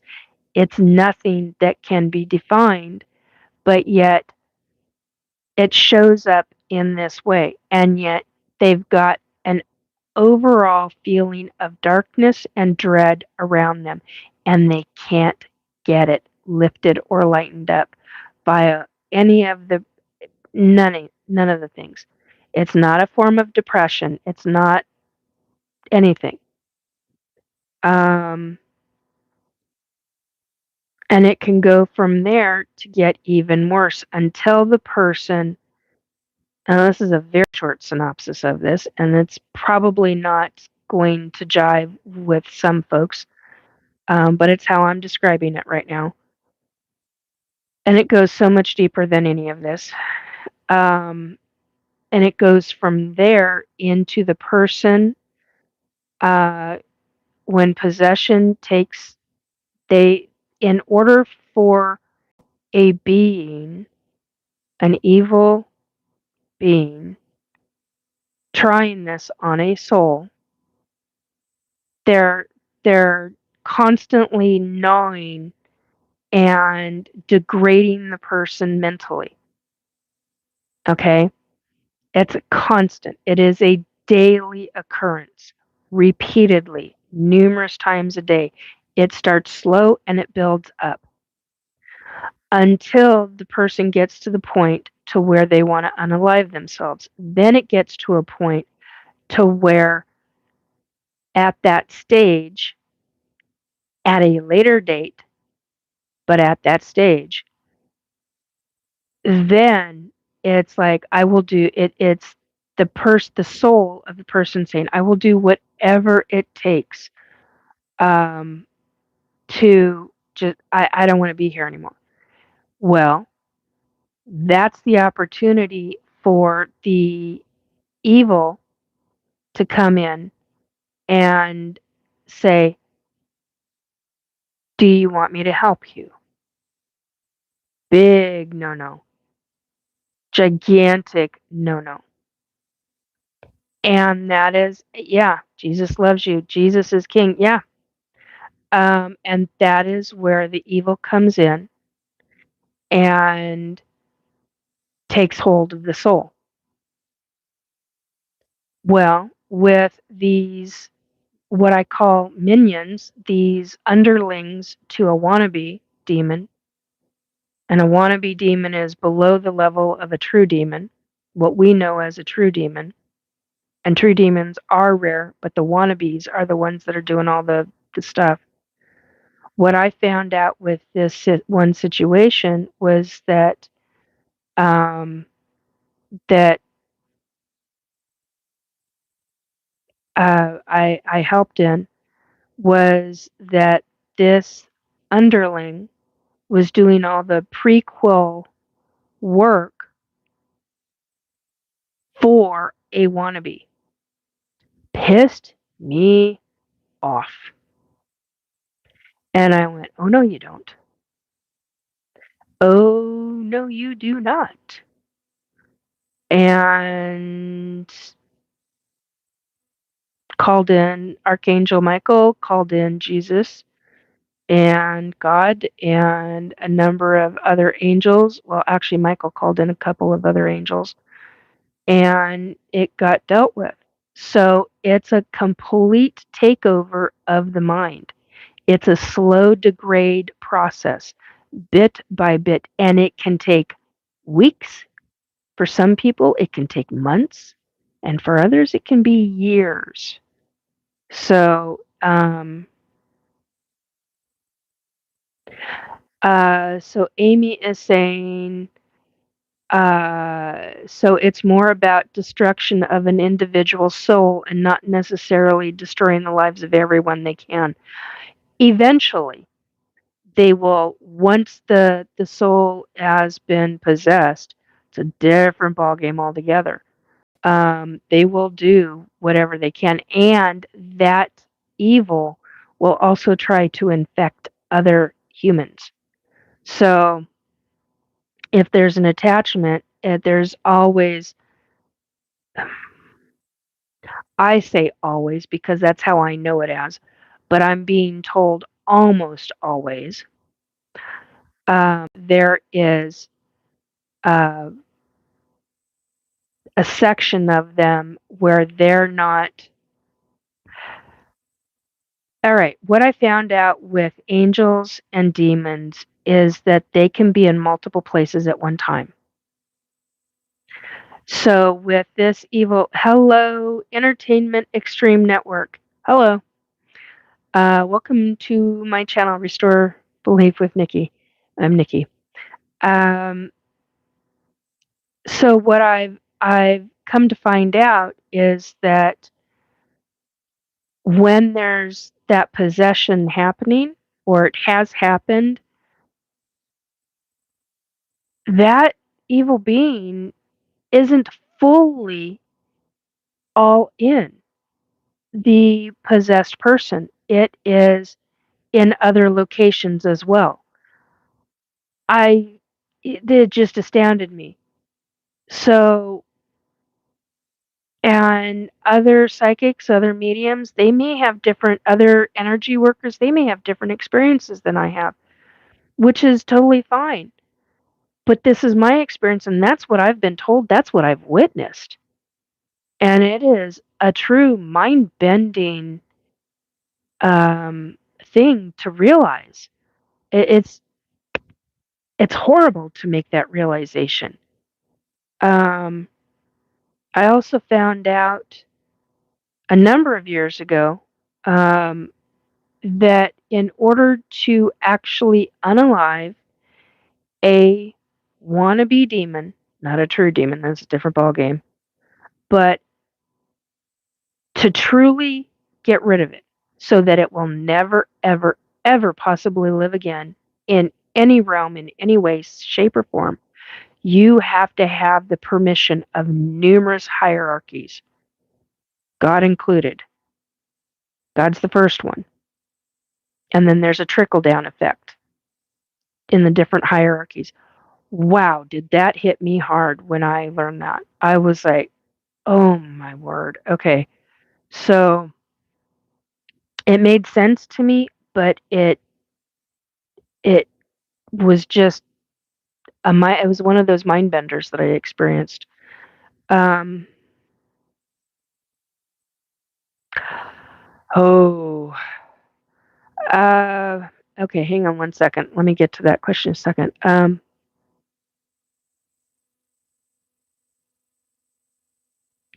Little Kim, howdy at EEN. Cool, you found Nikki after Rob's.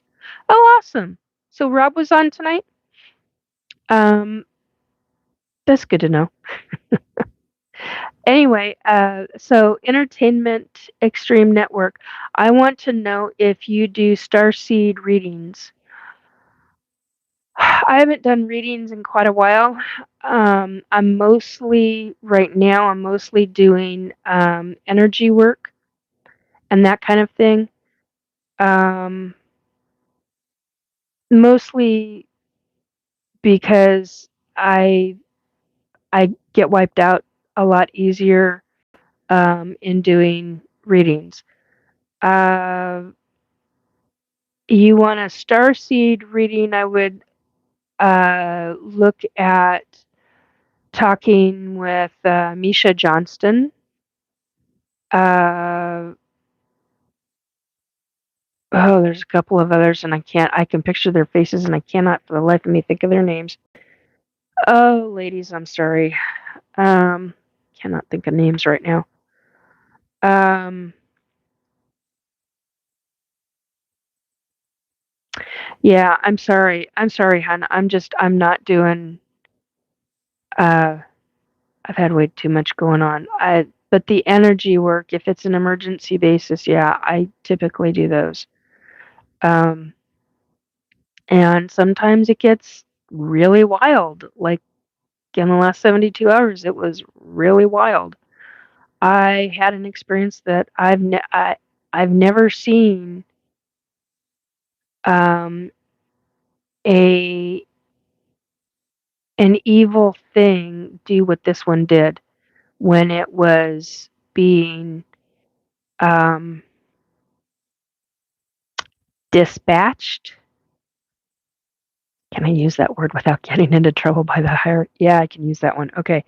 Um, so when it was being dispatched, it went into multiple pieces, and basically I got told that it was that was being done to teach it a lesson because it's going to actually physically hurt it. Yeah, it's going to get mad and it's going to bounce from each person that it originated, all the way back to me because I'm the one who, with, oh my word, I wouldn't have been able to do that without Michael's help. Um, I mean, I could, but I wouldn't want to because I'd want to have the backup. And he provided phenomenal backup. That's okay. Okay, thanks. Um,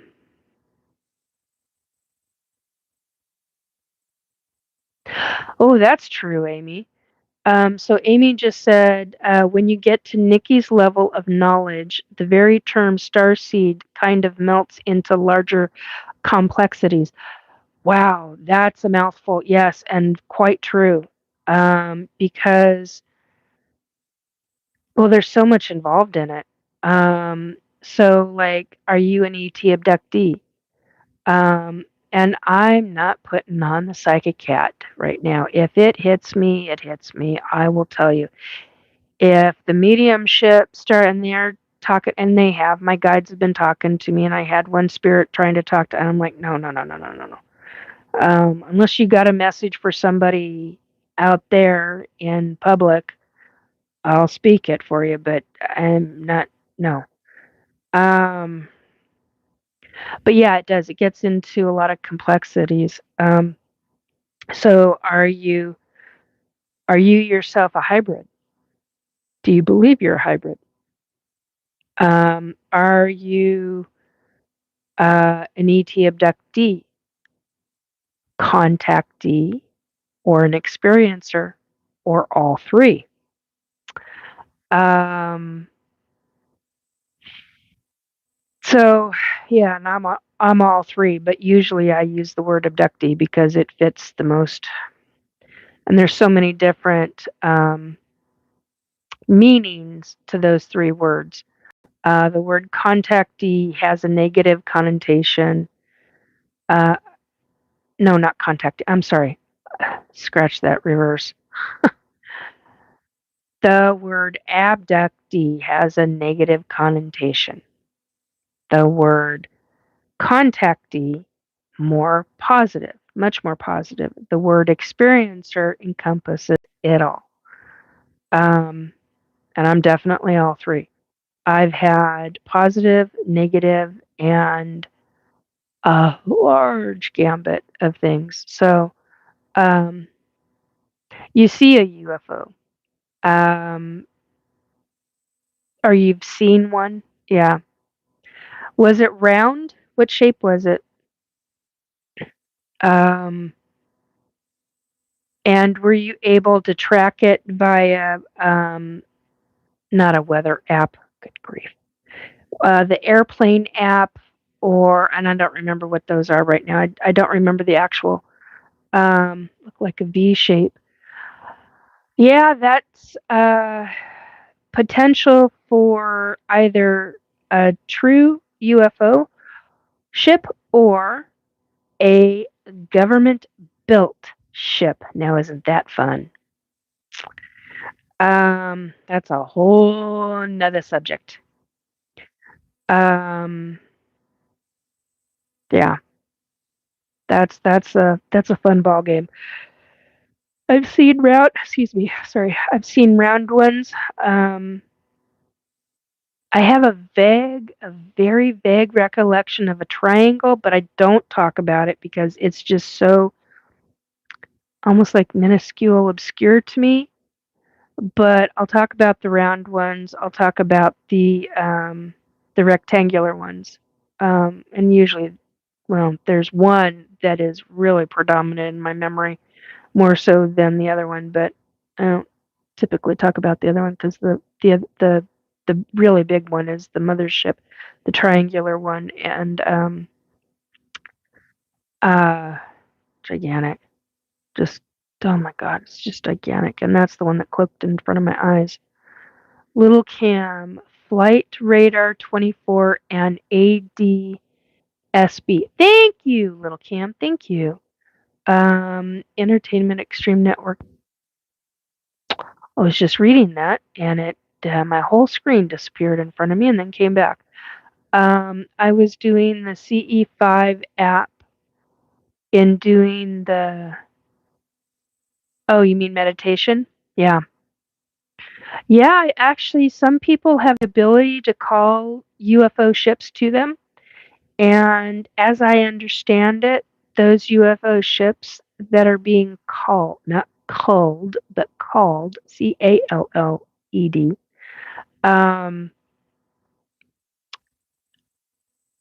they'll come right to you, and those are usually the really positive ones, which is really cool.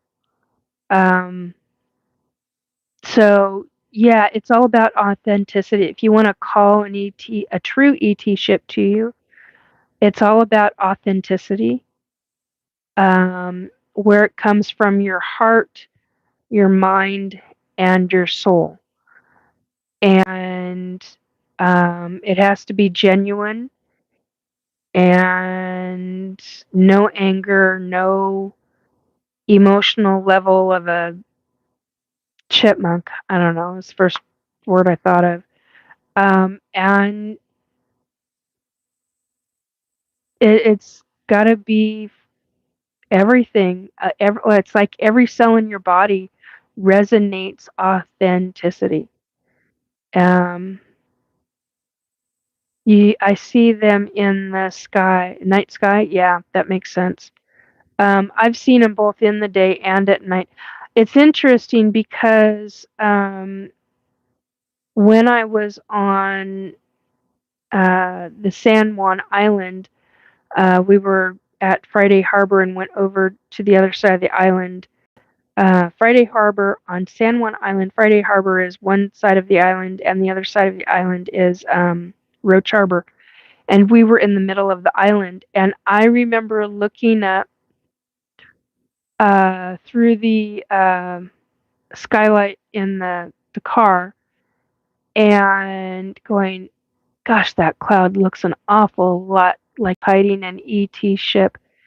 And somewhere about 20 minutes later, my hybrid son says, "Hey, Mom, how you doing? We're here." And I'm like, when he first said, "Hey, Mom," I literally, because my human son was in the back seat, um, and talking with somebody else that was riding with us, and I turned around and I said, "Did you just say, 'Hey, Mom?'" And he said, "No. Why? Are you okay?" And I'm like, "Yeah, I'm fine." And I ended up having this telepathic conversation with my one of my hybrid um, sons, and I was just like blown out of the water. I was like, okay, because that really made the impact to me that they use cloud cover to hide in broad daylight. I mean, it was broad frickin' daylight. There were not a lot of clouds in the sky at that time. The clouds came over about 3 hours, 2.5, 3 hours later, thereabouts. 2 to 3 hours later. That's how I'll say that.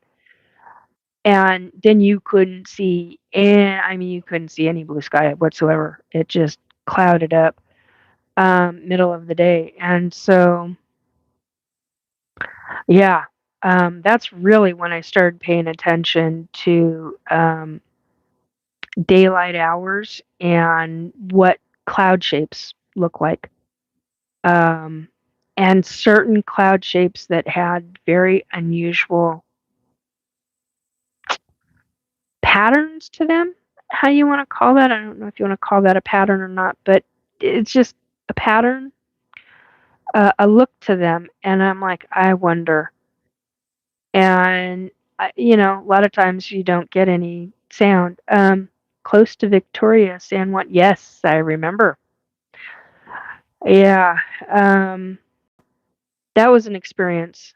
That was where I was on vacation at that time, and we ended up having, um, I was went to bed one night and had gotten into PJs, and uh, I remember having socks on, and then in the bed I remember taking the socks off, and I woke up to snapping and crackling of branches and twigs, and I was fully clothed, socks, shoes, pants, even my bra, undies, shirt, coat, and we were out in the forest. And there was a group of us, and yeah, that's how they abducted us. They just came and got us individually and put us on, walked us all as a group. We were I call us little mindless automatons. Pissed me off. Oh, God, I was mad over that one. Um, okay, I missed a couple of things. Amy, Nikki, is it your understanding that the larger ships with complex plumbing on the outer surfaces and underside are human built and flown? For the most part, yeah. A huge majority of them, yes. Um, if you see, what are they called? Not welding marks, not ratchet marks. They're like yay big. It's a screw that goes into the metal. I can't think of what those are called. Um, it's a specific kind of screw head, but it's like hammered in. And yeah, those are human built ships. um, Sounds fake. Yeah, those are human-built ships. Ratchet lug nut. No, what the hell? There's a word I'm looking for, and I can't. It's in a welder's, or when you're building a bridge. I cannot think of what the frick they're called. Anyway, if you see anything like that, or if you see there are a couple of ET ships. There's one ET ship that I've been on that it was a true ET ship, but it's the ones that have got the really long, skinny, what look like antenna at the top or the bottom. Those ships are not like this. They're not solid.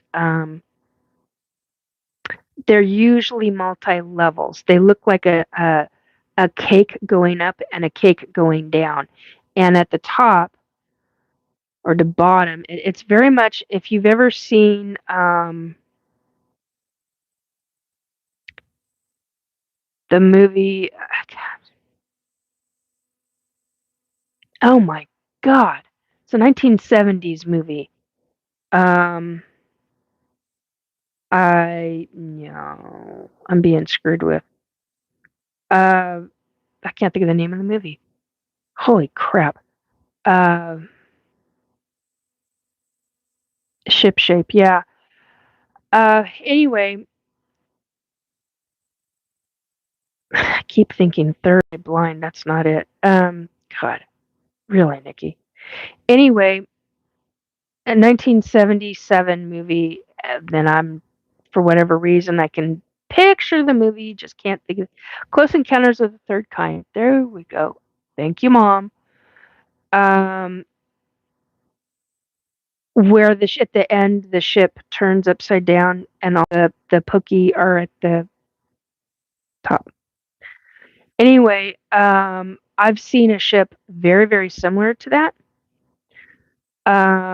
Been on a ship very similar to that, and it was not no little 3-foot tall ETs. No, no, no, no, no, no, no. You're talking 5 to 7 foot tall ETs on that ship. But for the most part, yes, Amy, a huge percentage, large percentage of the plumbing, the outer surfaces, that kind of thing. As far as I know it, those are man-made. Human built. Some sightings have included the bottom looking like all the parts from a Midas muffler shop if they were welded to the structure. Yeah, very much so. Yeah, Kundalini control awareness. Good little camp. That's important. Victoria San Juan sounds fake. Bolts and nuts. Bolts. Thank you, Ange. That was the word I was. Rivets. That's the other word I was looking for. Thank you. Thank you, you too. Amy, I agree. Some of these ships sound like absurdities that shouldn't be able to fly, but there you are. Exactly. Ship shape. Okay, now I'm at 10. Hello, Ryan. Hi, I'm new here, but I think I saw a cloud that looked light and wispy, possibly, and had a feeling it was grown. Wouldn't surprise me. Okay, what I know, I don't know about the grown part of it, but what I know about, and welcome, Ryan, to my channel. There are a certain, I was going to say a race, but I think it's 2 races of ET where they've got morphine, living, conscious metal on their ships. Okay. And it's a mind bender to be on those ships. The outside of the ship is some form of metal. I know that. But the inside of the ship, now here's something I was talking to somebody else in the last couple of days about. I cannot walk on now. There's a point to this, okay? So bear with me for a moment. Um, my human feet cannot. They have to be protected. Ever since I walked on soil that had a certain kind of bacteria on it when I was barefoot, I was constantly walking barefoot, and ever since this one time, I've never been able to walk barefoot again. Um, Regular soil shreds my feet, literally. It's the grossest thing. Anyway, my point is I was having a conversation with somebody about these ships, and one of the things that I'm still trying to understand, because the inside of the ship is morphine, it's conscious metal. I don't understand how all ETs and humans can walk barefoot and we are not giving each other some form of infection on our feet, because their feet are just as porous as human skin in a lot of ways. Not every way, but um, they have better adaptability at not getting infection, whereas we have a bit of a harder time with that. And for somebody like me, it hit me really hard in the last few days, or last couple of days, excuse me, about why is it when I'm walking up there, I never get sick? Why is it that, and we all walk barefoot, you walk barefoot when you're on that ship, you're walking straight on bare feet, no nothing on your feet. Hang on, got to do this. This is, there we go, got it. Um, so I find that incredible and fascinating. Uh, how is that? I've seen the metal on the walls and the floors morph, literally morph into objects. Um, I used to call it uh, metamorphing metal, but it's literally it's conscious metal that morphs, and it's like the insides of the ship have a consciousness. When you are there on board that specific group of ET ship or ships, those specific kinds of ships, um, you feel like you're home. You feel comfortable.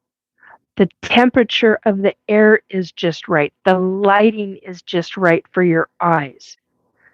Um, if the lighting is too bright or too dim, all you have to do is think it or feel it, and it changes instantaneously right there in front of you.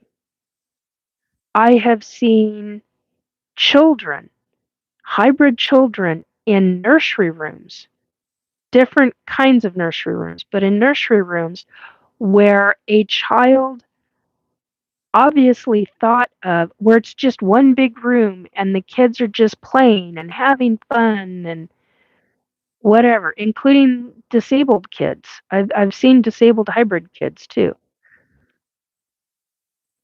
And obviously one kid is thinking about running up a flight of stairs. The floor, and they're just playing. And the next thing, the floor literally comes up and creates this Y-shaped set of stairs. It goes up in one shape and then divides out. You got a platform here, and then it divides out into a Y and then stops. And all the way around it, all the way down to the floor, is a rail, banisters going up and around. Okay, so the kids run up onto the stairs up to the top left and then run down and up a couple of stairs on the right and then run all the way down, and the stairs just, it's like they're right back down into the ship. Moment or so later, something happens. Obviously, a thought is thought. And the next thing I see, a wall coming up to be a jungle gym for the kids to play on. And I'm like, what the hell did I just see? Really? What the hell did I just see? So, yeah, there's some real mind bending stuff. I've seen doors open where you're not even at near the door yet, and it just slides right open.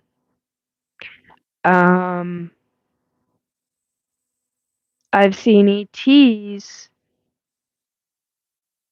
Uh, okay, I hadn't talked about this one. I don't think I've talked about this one with anyone. They've got spikes on them, what I can only classify as spikes. Not very big. Big, broad shoulders, kind of a greeny, taupey brown.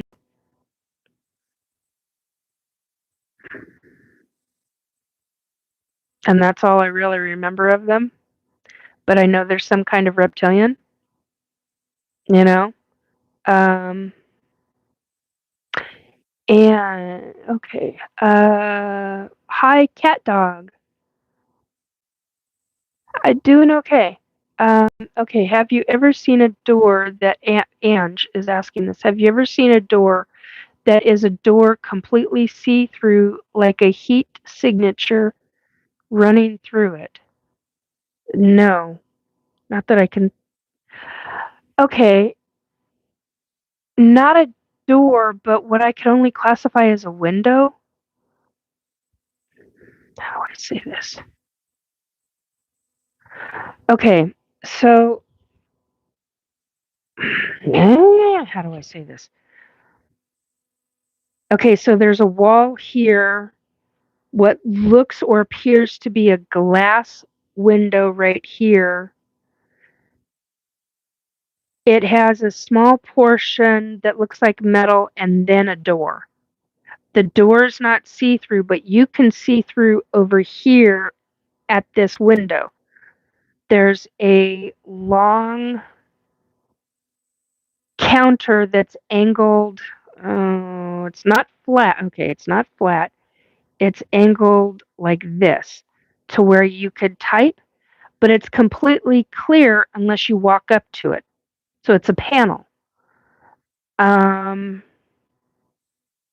if you're really far down this way on that counter or that length of a panel, there will be an image that will come down. It's not glass. It's like it floats down out of the ceiling. But it's not invisible, but it's there. And it's like a computer screen. It's like a digital computer screen. I don't know how else to describe that. And over here will be an area that's open, and then further out over here will be another area that I have seen used as a nursery, but I've also seen used as a disabled, I just don't know what to call these things, disabled children's, it's not a work area, it's a play area, but it's where they're teaching the kids. Don't know how else to say that. Okay, little Cam, definitely I'm part native, so lightning is a key in things, which is why I'm a night owl, as sunlight is not necessarily my friend to my eyes. Yeah, oh, I hear that one. Cat, Katrina again. And like water running it down, that Sort of effect. Sort of. Um, it's basically okay. So think of it this way: it's basically like a sheet of glass that comes down out of the ceiling, but there's no anything connecting it. It's like it just floats right down out of the ceiling, stops and hovers above and it does hover some distance above the keyboard area, what I would call a keyboard area, but the platform, the angled panel. Um, but it's not glass. It's literally completely see through, and you can put your hand through it. But it's digital. It's how somebody just said spectrometer. Yeah, they use their form of spectrometer, but that's a spectrometer. Um, Amy, my old engineer friends told me to never trust any technology that doesn't have toggle switches and a clearly marked red shutdown button. I can understand that. This is way beyond our technology, though. Way, way, way beyond it. Amy, I'm reading that wrong. If it's controlled with holograms or the mind, I'm out of there. No, not those aren't. I've been on an ET ship that is controlled with the mind. It wasn't controlled with holograms, but was controlled with the mind, and that takes a lot of training to do it. And it's like it's live electrical. Yeah, it's. How do you describe something like that? Hey, poison ivy, eugenics. Uh, hmm. Well, I don't know if that would be a hologram or not, but the it comes down and it's essentially a computer screen. It comes down out of the ceiling and it's essentially a computer screen that um, you see it does have I want to call it a cursor point on it, but it's not really that. I just don't know. There is no other human word for it. So you can have a cursor mark at the top, and there's something in the bottom right corner that I remember. I just don't remember what it is. But the panel that you're in front of that's angled up and you're typing on it or you're pushing buttons, and it's not buttons. It's not like here's the control panel for the lights back there, so I'll do different lights, right? You know, and you're pressing down, right? Well, these are completely different. It's completely flat. There are no little tiny, I don't know if you can see that, but these are raised. They're slightly raised. Um, and so on the panel, nothing's raised. It's all completely flat. Um, so and there are symbols, no words, no human words. Everything is via symbols. So it's like typing via these symbols. It blows my mind every time I've seen one of them. And it's weird because there's some times where I can recognize the words and then it's gone. I never retain it. Ever. I can't. I've not been able to retain the words, but I recognize the symbols that I know them. A lot of times I can't tell you what it means though, which is extremely frustrating. Um, so anyhow, um,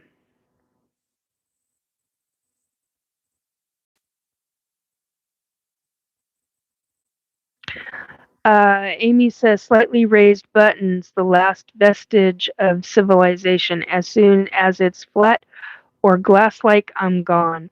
Yeah, I can't even call it glass-like. Um, can't call it plastic. I don't know what to call it. And those moved too, but not. It was like they were part of, somehow they were stationary, and I didn't understand that at all. Um, and hit that like button, subscribe to YouTube, and share, please. Yes, thank you, Ange. I appreciate that immensely. Thank you. Um, so yeah, it's just it has made my life very interesting in what I remember, in the things that I remember from my childhood versus teenage years versus adulthood on board ship. Um,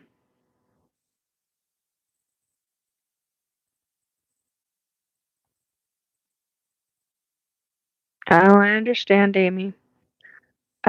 She says I paid for some groceries the other day and was actually able to avoid touching anything glass-like. It was a major victory in my mind. Yeah, actually was able to press real buttons. Good. Um, well, here's the other thing. Think about this. When they're, because I'm in a hybridization program, I'm in one of two, but I don't know. I honestly, I don't know which is which. um, and then I'm in a clone thing. That's a whole nother subject and a half. Um, I don't know how or why this ship is. That's not what I was going to talk about a second ago. But I don't know why part of the ship is stationary, whereas other large, gigantic sections of it are this morphine metal. It makes no sense to me. Um, no. Um, Poison Ivy just asked a question about anyone in my family had a certain word, experiences. No. Um, so, no.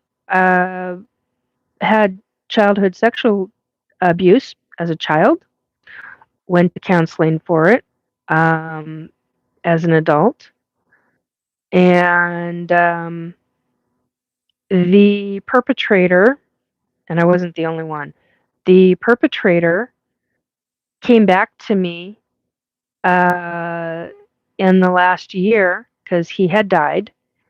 He walked right through my wall as a spirit, didn't get two words out of his mouth, and I looked at him. I got up from my chair, and the little, the, I had done the work. I had done the work about, thank you, a deal 369. Hi, welcome to my channel. Your energy is very light and beautiful. Thank you. I appreciate that. Um, and this spirit, he didn't get not a single word out of his mouth. I stood straight up, looked right at him, and I had done the psychological work and the counseling for the abuse that he did on me. And I had done the forgiveness, which was not an easy thing to do, let me tell you. And but apparently the little girl in me had not, because when I stood up, I had an instantaneous scream come out of my mouth and going, "Woohoo! That motherfucker's dead! Woohoo!" I reacted. That was how I reacted. Not my normal reaction to any spirit who walks in my home at all. And so um, it was a complete and utter shock to me because I had done all the work that it took to get through the crap and to get through the garbage. And I got through it. And, but the little kid in me was like, it felt like vengeance. It was like, yes, this motherfucker's dead. Yes, yes, yes, yes, yes. I was happy. It was just, wow. Um, I was 7 and 8 years old, and he was 15, 16. And he, I wasn't his only victim. Let's put it that way. Um, and I believe his mother had a lot to do with that, but that's beside the point. Hello, Adele said hi. Hello. Um, so poison ivy. There's your answer to that. And yeah, I'm open to having that kind of conversation because it's okay to know that you can come through it, that you are a survivor.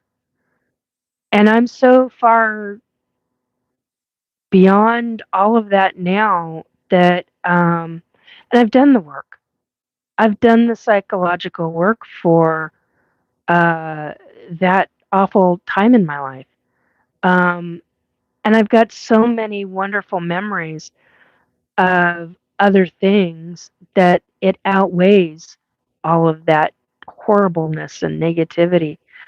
What I'm trying to work through now is remembering all of my ET abductions. Some were really good, some were really awful. And then the ones with government, um, who deal with the negative ETs, many of the negative ETs that the government work with. Yeah, I've got a lot of deep anger issues over that, and I know it. And it's something I work on quite often and sometimes daily because I get very angry at them for doing what they've done. Um, so um, poison ivy. Oh wow. Well, thanks for sharing. I know a lot of older women went through experiences like that, but don't talk about it. Amy says define older. Well, older can be 45 on up. So it just depends. Um, yeah, 40s plus. Yep, just exactly what I said. So um, it's not easy, and it's important. I just had a conversation with folks over the last few days where we talked about, for example, it's in some ways it's like going through a war. And those that have gone through it, like I had a cousin. He's no longer. Hang on a minute, my voice is starting to go.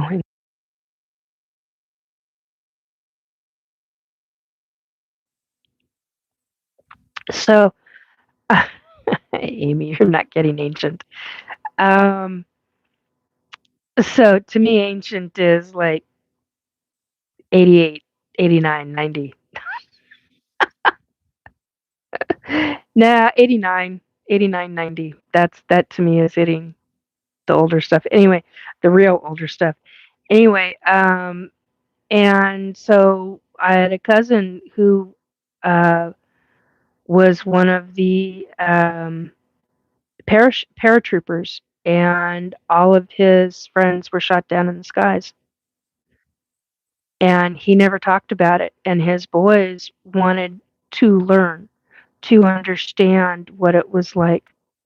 And he was like, no, it's not something that'll ever come out of my mouth. And he didn't talk about it. And there are many, many men and women now that have been through war and trauma, and they don't talk about their experiences. But here, and I understand why. I truly and honestly and heartfelt understand why they don't. But what I've learned with my own counseling all those years ago, how much it really helped me to be able to get into support groups of different kinds and to talk and to speak about what had happened. Yes, it was mind bendingly harmful. Um, but the thing that I learned is that it helped to heal certain wounds and not keep that bottled up. And that's important because if you keep that bottled up, then you start having health problems. You start having psychological issues. There are things that our human body do, and it makes a big difference if you get in and get counseling and start dealing with those things. And I'm so thankful for the two counselors that I had. One went off and got married, and she was like, "I'm not coming back to counseling. I've done a number of years, and I'm choosing to do something else." And she transferred me over to somebody else, and he was awesome, and he taught me techniques that to this day I use because they work.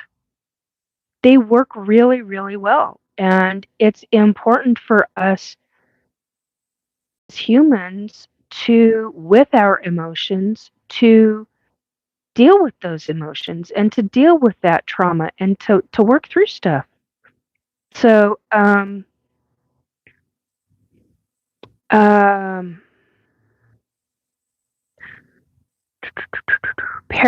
it's not just the women. I think men are even less likely to talk about these kinds of experiences. Yes, exactly. Many men. Okay, here's something that I've learned, Para, with a comment like that, and there's nothing wrong with it. I know that sounds weird the way I'm saying it, and I apologize. But the what I've learned is that men, both men and women, will have sex dreams, right? You wake up from a wet dream, right? Here's what the men will not talk about that I have learned from certain men that are abductees, contactees, experiencers. And what they won't talk about publicly is that their wet dream wasn't a wet dream, it was the ETs using their brain in a very specific way to then get the ejaculate and get the semen so that they can yet then use that genetic material um, in creating hybrids. I mean, think about that. Um, with a woman, it's quite different, but yet at the same time very similar. So, and that's just one form of one of the hybridization programs. There's so many different hybridization programs. Um, there's not a lot of them, but there's a small handful, and those handfuls, whew, they do a lot. Um, so yeah, men don't talk about it near as often as some of the women do. Poison ivy. Well, at least you live that long. Some don't make it to that age. Yeah, I'm 57. The things that I've experienced, I know this. That I've been told repeatedly that I'm very fortunate because of the experience I've experienced that I'm still alive and I'm well and mentally healthy, even though certain individuals do not believe that. And that's fine. That's on them. I'm talking about my personal experiences. And it's not easy. There are times that I don't want to be on here talking about it, but I do because it's important. It's important that other people um, that our abductees know the process, and there is a process to this. All aspects of this is a hell of a process. Um,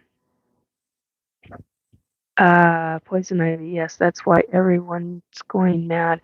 Para, amen at poison. That's always my attitude. Many people who are much better than me don't make it to my age, 55 at the moment.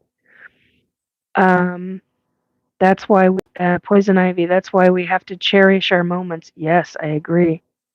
A lot of fake therapists have traumatized women and men. Yes, they have. Angelica, hi dear. Well, it's good to see you here. Um, poison ivy, lab babies. Yes, lab babies is right.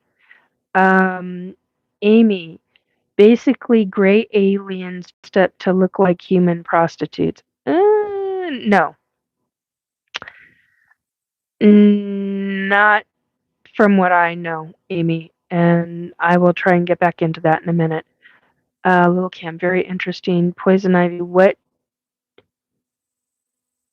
Oh, no. Okay. That's the one thing I will not talk about on here. For the most part, I don't talk politics on here. Um, that's where my line gets drawn. um, the other line is I don't talk about financial and I don't talk about certain aspects of family stuff. Um, so those are some of my boundaries there. Okay, sorry, and I don't know where my. Oh, ooh, ooh, ooh! I found it! I found it! I found it! Yay! Okay, I'm gonna do two things here. Hang on, my lips are dry as can be. Hang on 1 second, guys. Oh, there's one. Snap, crackle, and then this. This will help seal it. Okay, there we go. All right. Oh, that's better. All right. Because I've been talking for 2 hours and 52 minutes. So, yeah, I have a tendency to dry the lips out. Have to have water. Okay. Angelica, it's best to stay neutral on those subjects. Yeah, it really is. Amy, uh, got ya. Okay. Yeah. Amy, there was a case that Richard Dolan talked about like this, where there was a hair that was left behind. It's almost impossible to be neutral these days. Yeah, it's hard to. Ryan, Amy, I know that story too. I don't typically follow Dolan. I do periodically, but not follow him on a regular basis.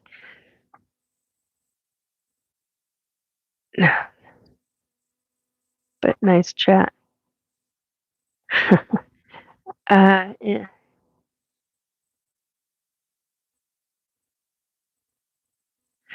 Okay, and just saying, Amy, that would be Peter Curry story from Australia. Bill Chalker was the investigator. Okay, yeah, I don't know that story. Um, okay, okay, so I wanted to get back to this. Amy had said basically gray aliens dressed up to look like human prostitutes. No. Okay, so as I understand it, in one of the other hybridization program, um, there are women who are put into a room, human women put into a room uh, with ET men who are human looking ET men. They choose their sexual partner. There's that form of it. And those pregnancies are usually to full term and then birthed on board the ship. I do not know for sure how long the pregnancy is. I don't know if it's 6 weeks. I don't know if it's 3 months or 5 months, or if it's an 8-month pregnancy. I have no idea. No idea. idea the difference. In the one that I'm in, they get the genetic material. Whoa. Okay, that just made my stomach flip. Sorry, guys, I just got nailed with something. 11 o'clock straight up. Okay, I need to write that down. Wow, holy crap. That was really strong. PST. Okay.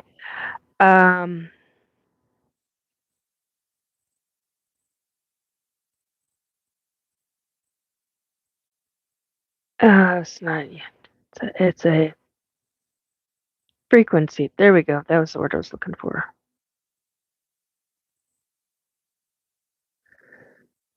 Wow. All right. So that's written down. Anyway, so Amy, they get my genetic material. They get, as I understand, I was going to say I didn't know, but that's not true. I do. As I understand it, they get the male human sperm and mix it, and they do the splicing and dicing of the ET genetic material to make a baby, because I don't know what that is.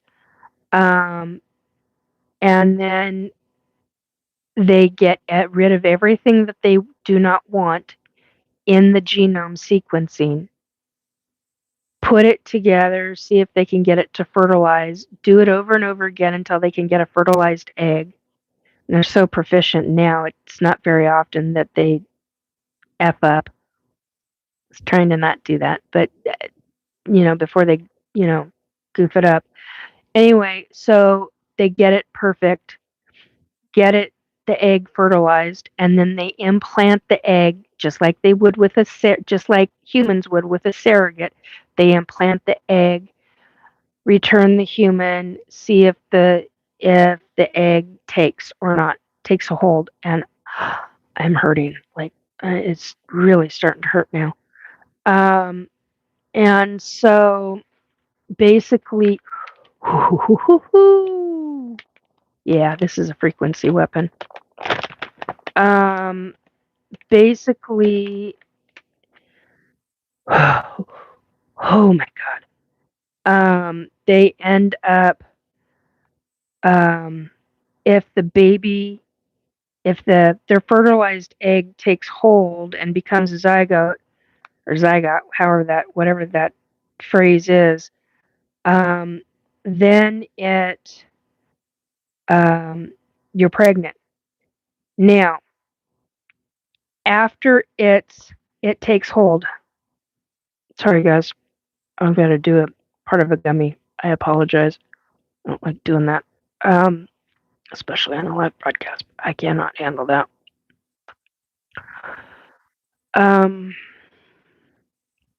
So basically, once it takes hold, depending upon how fast the pregnancy is, if it's a 6-week pregnancy, it'll happen sooner. With mine are 3-month pregnancies. And so what takes place is that within the first 2 weeks, be sure that it's fully implanted in the woman. Interestingly enough, whether or not she has a uterus or not does not matter. Figure that one out, somebody, will you? I still can't wrap my head around that one. I have a really hard time with that one. There are women who show pregnant even without having a uterus. They've had hysterectomies. So, which I'm like, okay, that's a whole nother subject. Not my subject, but somebody else's subject. Okay, so 1 to 2 weeks after the egg is fully implanted and taken a hold, in the uterus, in the woman's uterus. The hybrid baby, the soul comes in, and they um, implant the soul of the ET, the spirit. There, it's in spirit form, but they implant the soul um, into the fetus, basically into the baby, and that is how uh, the baby has a soul. And with my last two pregnancies, what I've learned, last two hybrid pregnancies, what I've learned, to my absolute astonishment, and I'm still having a hard time with this, really having a hard time with this, but I experienced it. Um, the first week that soul is there, the soul is telepathic and talking to the mother, um, as if it's still an adult. The second week, it's converted into childlike form. So by the time I was a month ET pregnant, that's how I call it, ET pregnant, with a hybrid, this infant was not talking to me as an infant. This infant was about the age of 4 or 5 years old mentally. By the time 3 months came around, mentally, he was about the age of 7 or 8 years old. Boggled my mind. Utterly boggled my mind. Um, so yeah, it's quite a quite a thing, to say the least. Okay, I'm missing stuff. Uh, okay, and the Peter Curry story from Australia. Bill Chalker was the investigator. Ryan C. It had genetics of Asian and ancient Celt. Oh, cool. Um, Amy, Ange, bingo, that is the one. Poison ivy, different races of men. Yeah, that's different races, different races, species of ET men, essentially. Um, Poison ivy, 9 months. Amy, I hadn't heard it in about 15 years, so my mind was fuzzy on the details. Ryan, I think it was like transparent blonde hair. Interesting. Oh, hello. What did I just do? I hit something. I just lit everything up. Wow, that was bizarre. Um, Poison ivy, basic eugenics. Oh, yes, that. Okay. And 100% Nikki. Okay. Poison. Of course, they need to harvest eggs when they're killing them. And the human side is melding with the hybrid for a two-part soul. The mother fractals and memories are passed to the baby. Yeah. Oh man. Yeah, and that's that's something else I learned. I just don't use the word fractals very often, but yeah, like hardly ever, but yeah, I know exactly what you're talking about. Um, yeah, it is a melding. So the ET genetics are running through the mother's body. So every pregnancy, no matter the race or species of ET, it runs through the body, through the rest of the life of the mother. How many thousands or millions of women have had that when they died? You know, why aren't they checking women's brains? You know, after they're dead. How much of it, oh my God, that is too tart. How much of it is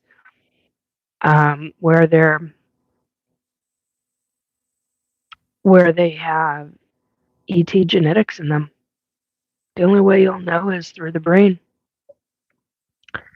Do they do? um,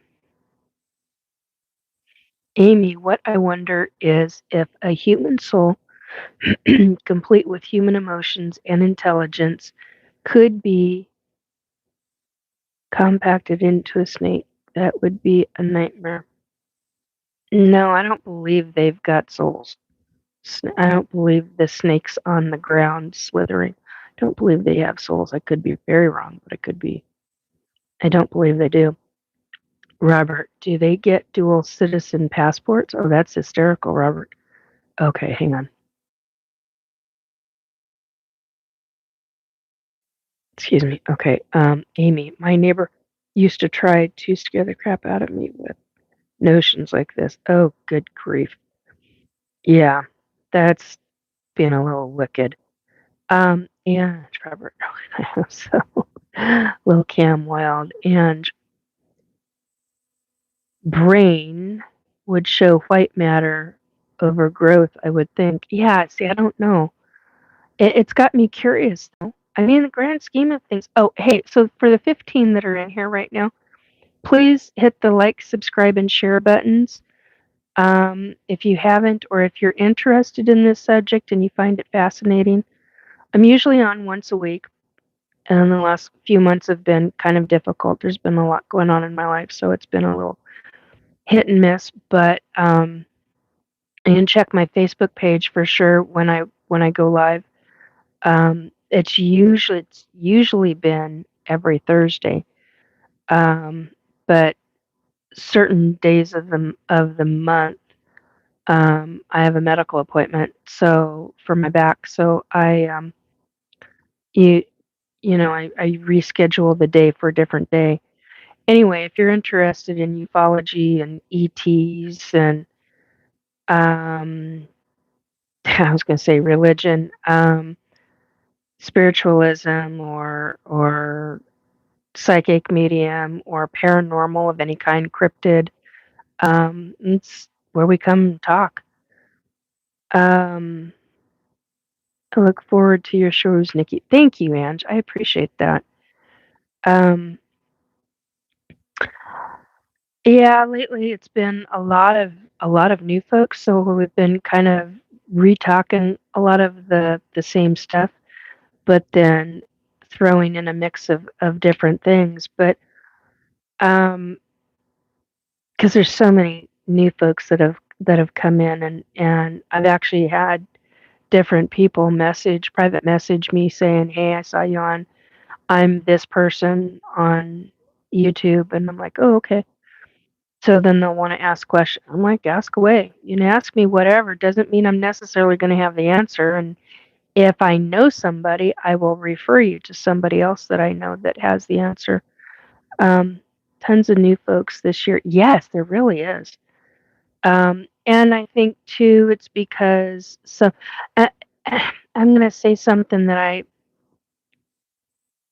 said a couple of days ago to other folks. I was not on a live show at the time, but I'm so surprised at how derogatory and negative some people are just now really starting to come out to become regarding um, ETs, and how they're constantly calling them fallen angels and demons. ETs are not fallen angels, and they are certainly not demons by any stretch of the imagination. Way off base with that one. Um, so it's and people that you would never think are getting into ufology are getting into ufology, and it's making for some interesting conversations going across many different forms of media platforms. Very interesting indeed, and yet extremely frustrating to those of us who have experienced ETs of all different kinds. Um, Lil Cam, yeah, tons of new folks this year. Poison Ivy. These aliens you talk about remind me of witches and warlocks. They're not really. And the tricksters can confuse you. Discernment is imperative. Oh boy, is that an understatement. Fully agree with that statement. Wholeheartedly. Um, but the aliens that I'm talking about, these extraterrestrials, what folks need to truly understand before anything else is there are good ETs, there are bad ETs, and there's everything in the middle. Um, and you've got the ETs who are love and light. You've got the ETs who are doing hybridization programs.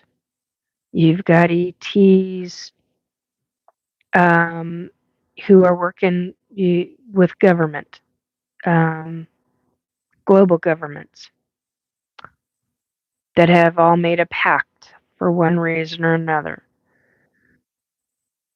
You've got the ETs who are warring with other ET factions, groups, or individual planets, and everything in between.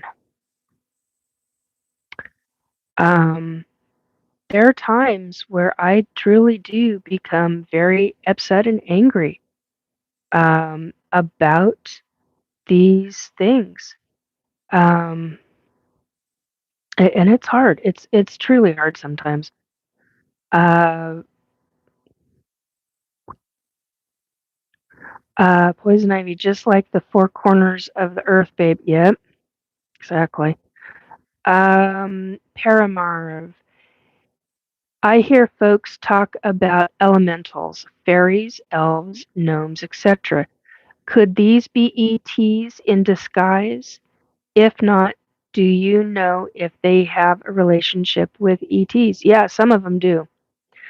Some of the fairies, I don't know about the ouch, ouch, ouch, ouch, ouch, sorry.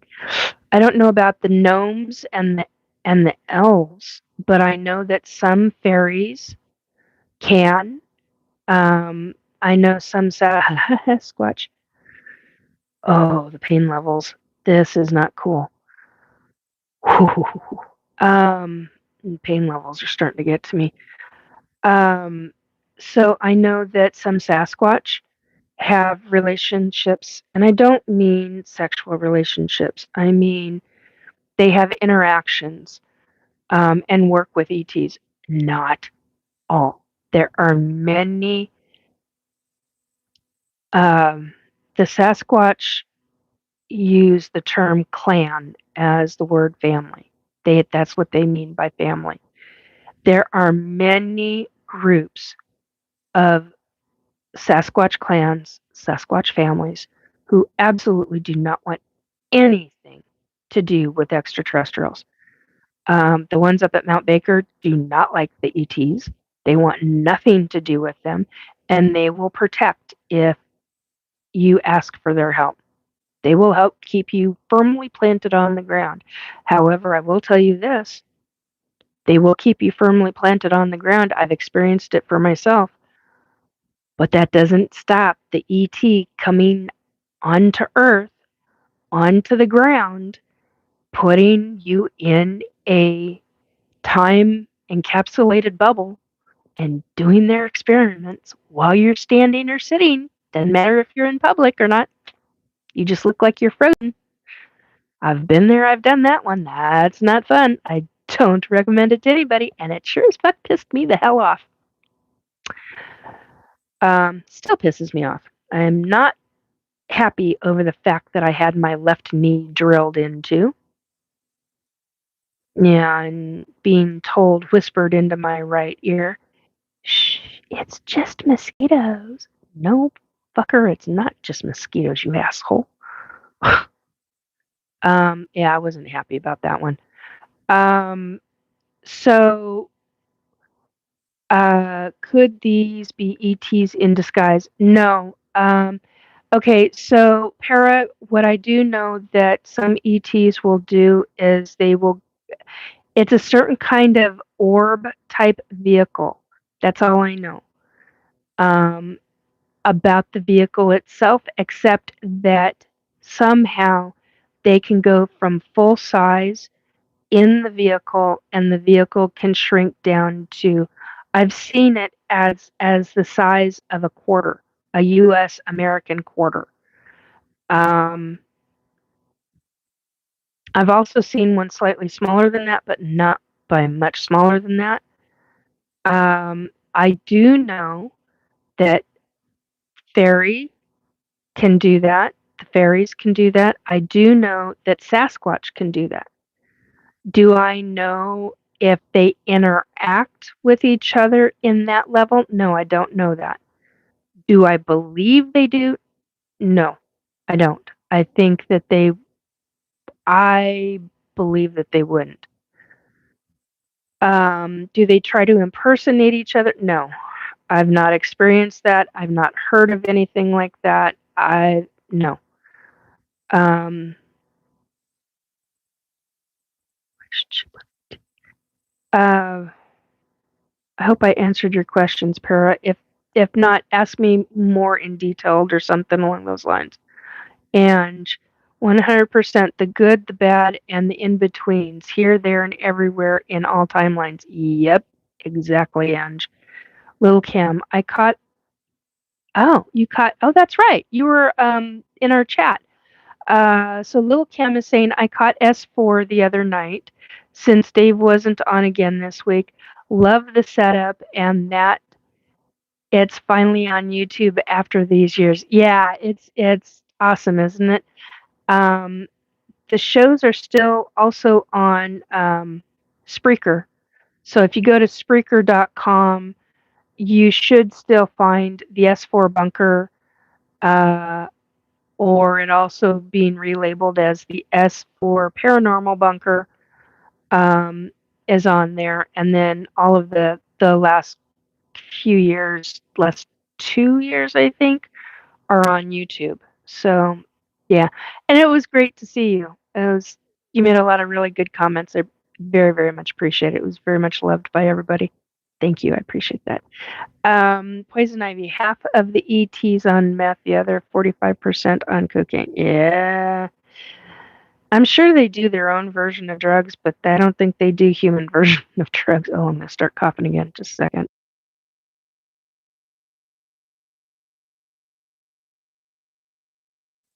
Can feel it building up. It's just best to get it out. Okay, Amy, the love and light ones just seem to spread happy ideas, but don't actually help. That's pretty much how I feel about them. The hybrid producing, no, excuse me, I said that wrong.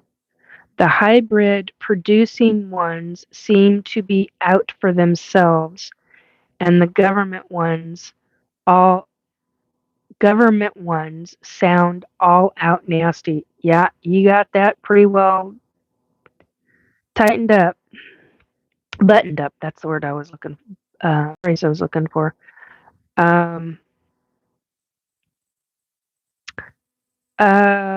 Amy, that is probably why I asked the question I did earlier. Yeah, that makes sense. Poison ivy, how do you know you're not an ET? Because I can't do what they can do. I know that I can. Oh, I bet that was an interesting one if that got deleted. Um, so how do I know I'm not an ET? Uh, I am human born. Mother's human, father's human. Do I think the genetics were effed with? Yes, I do. Um, and I'm beginning to recognize that in different families. different people that I know, and I'm like, oh, this could get dangerous real fast because you would never, never, never, never tell them. But yeah, I'm starting to recognize different things, and it's really rather astounding. But I know I don't have the kind of frequency that they've got. I do not have. If there would be certain things that I would not be allowed to be doing, there would be certain things that this body would be fully capable of doing, and it's not. There's just no. Um, so yeah, and a majority of my kids, they have blue eyes. Um, Many of them have blue or blue-green eyes or green eyes. Very few of them have brown. Very, very, very few of them have brown. So I've got over 30 kids. I have to think about that a second. I've got over 30 kids, hybrid kids. I do not say that lightly, and I know that that really gets a lot of people very angry. Um, and that includes family.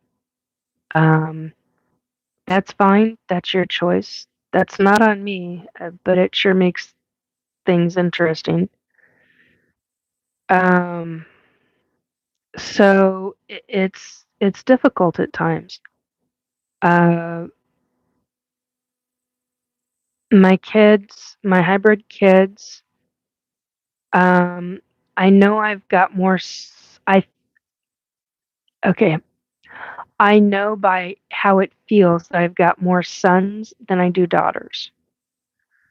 Um, there are a couple of my kids I talk about, but I will never out them as to because I do know who they are. I will never, for their safety and security, I would because I'm public and because I know I'm watched, I will never divulge who the hell they are. Not ever. That'll go with me to my grave because I am just as protective. It's like you go after my human kid, and you're going to be dealing with me and the rest of the family, but you're going to be dealing with me. And Mama Bear will not be nice. And it's like, as a lot of the ones that know and have stuck around for a very long time and have known my different ET experience stories, um,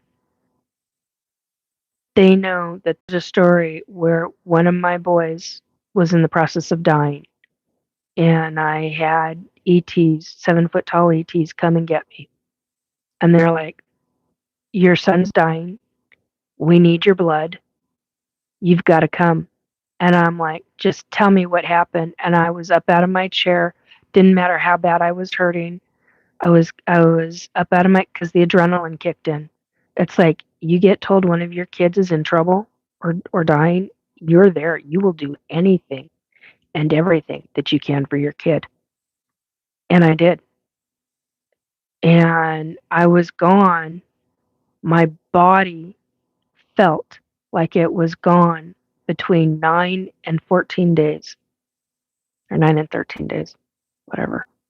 Anyway, um, when I came back, I was physically gone for 12 to 15 hours. Now, that's a whole nother subject about time dilation on a ship. It's a whole nother subject about um, air pressure on a ship. It's a whole different subject about how, oh God, being told somebody's here. Whole different ballgame in how so many aspects are done. So, um,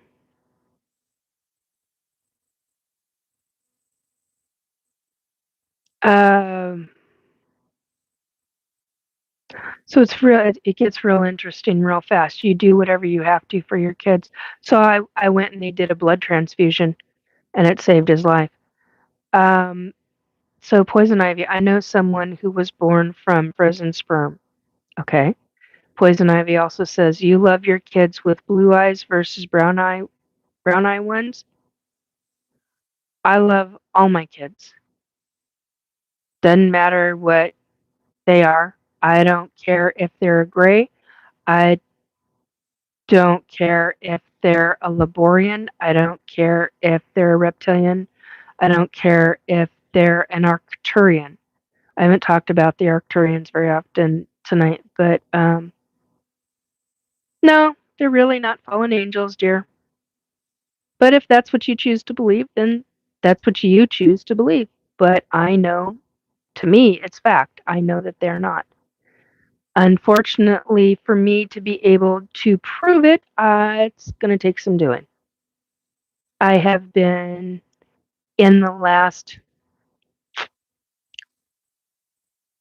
6 months. I'm trying to figure out how to word this. I was going to say 6 months. It's not 6 months. In the last 9 months to 13 months, I have been putting out a message, psychic message, to the ETs to say, hey, I want a picture of me and my children. I want a picture of you and I. I don't care if it gets you said as it's AI. I don't give two shits. And I don't care if you fuzz out the face. I want pictures of me and my kids. That is something that I would very, very much treasure. Mm, that didn't go over well with them. That doesn't go over well with them at all. And I'm like, no, if we're going to do this, if we're going to talk about ETs, and I'm doing this not only for myself, because it helps me when I talk about it, but I'm also doing this because there are men and women and children, which this is not typically a YouTube channel for children. It's mostly for their moms and dads, or big brothers and sisters, you know. So you're dealing with all levels, from children, teens, 20s, through full adults and to seniors. This is for everybody. Um,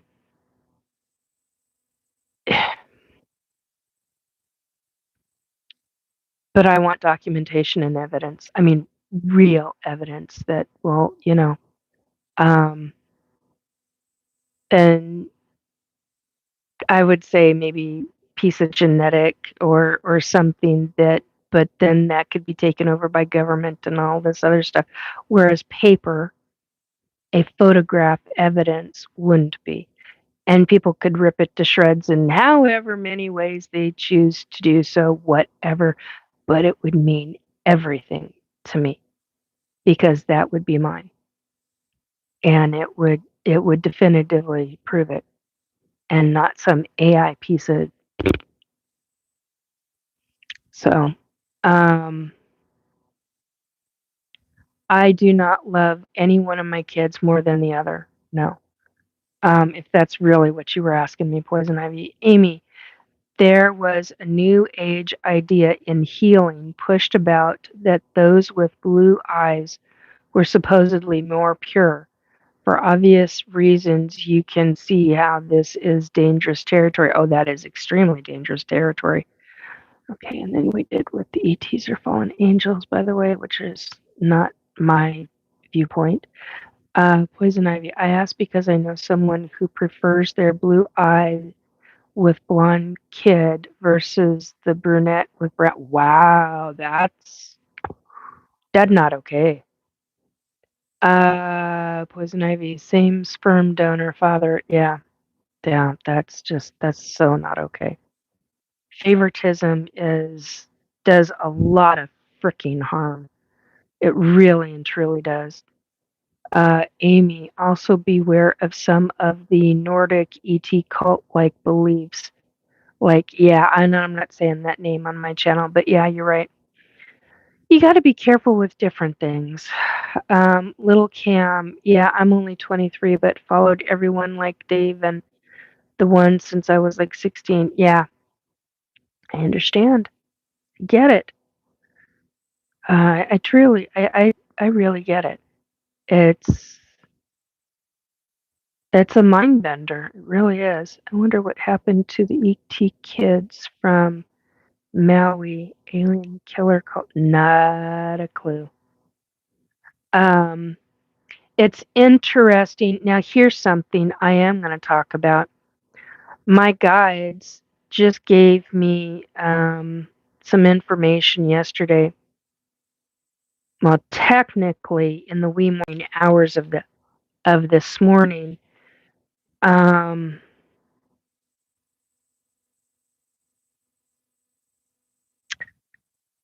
uh, in my take on this is where I would refer if government is listening.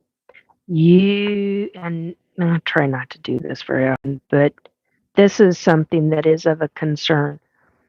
You might want to look into the Heaven's Gate cult again. Um, there may be a new version of it.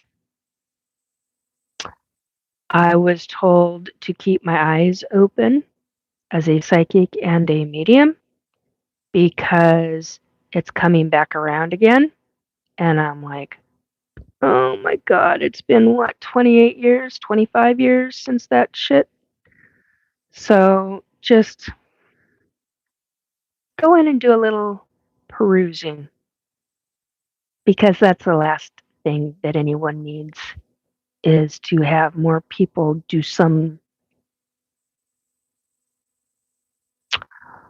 foolish things. I was going to say something very nasty, but we'll just call it foolish things for now. Um,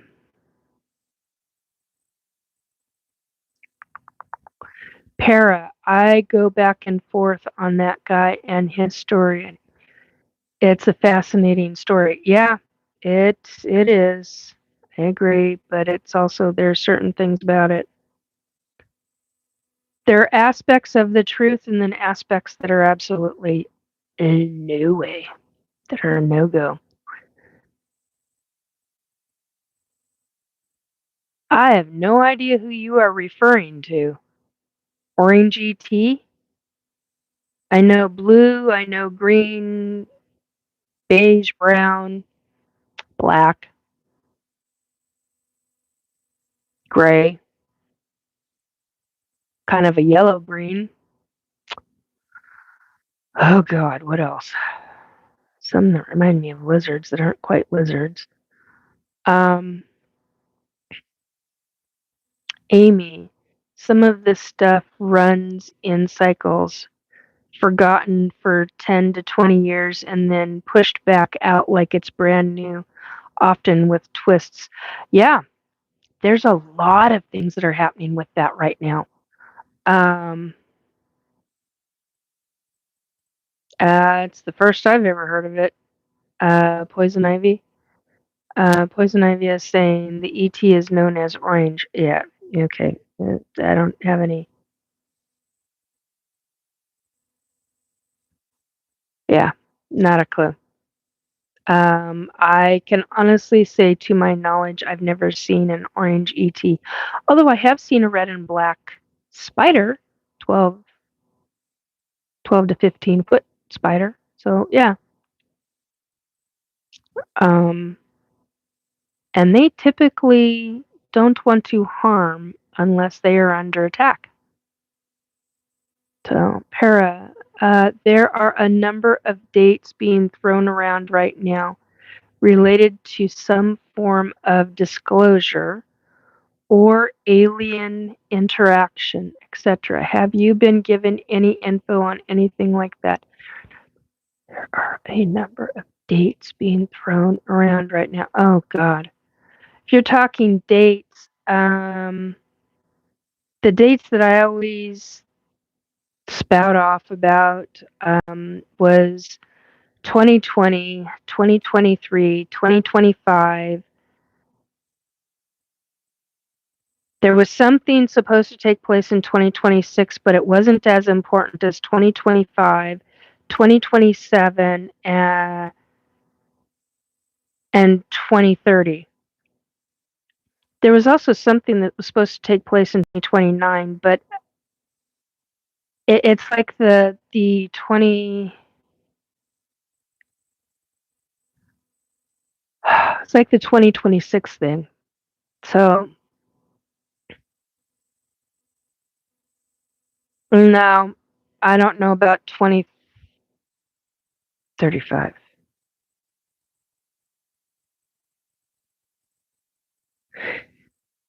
Oh, 2030. No, 2032. Uh, 2032 is the last number that I know about. Poison ivy, the spider, is a psychopathic black widow. No, not this one. But I get where you're talking about. I've actually come face to face with a black widow that far from my nose. Do I have my? No, I don't have it over here. Damn. Do I? Is it over here? Well, crap. Ooh, no, it's not. I usually have my tape measure, so it's about 2 inches from my face. Yeah, that one did me in. That I was in Nevada cleaning a piece of property, um, and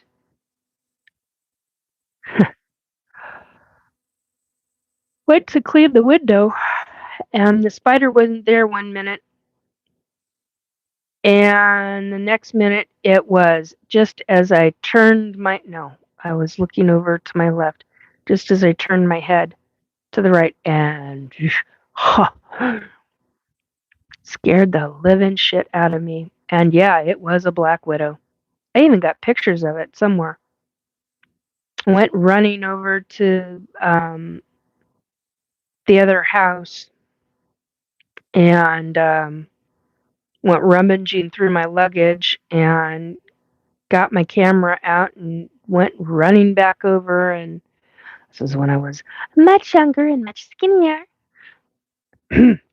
And ended up taking a picture because I was like, no one's gonna fucking believe this.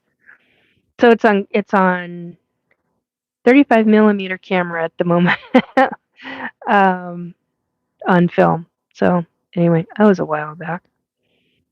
Um, Little Kim, yeah, and the whole September 7th ordeal that may occur, according to a couple sources, with them coming up from Antarctica. Is that what's going on? Well, there's supposed to be something on the 15th. Ugh.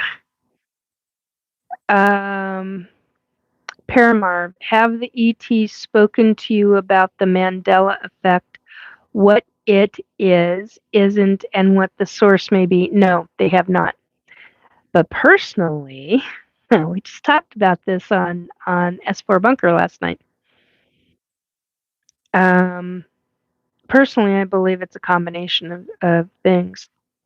Um, a lot of things. You'll have to go back and listen because I don't remember all this stuff I talked about it in a second. It was in my head and now it's gone. Hey God, sorry.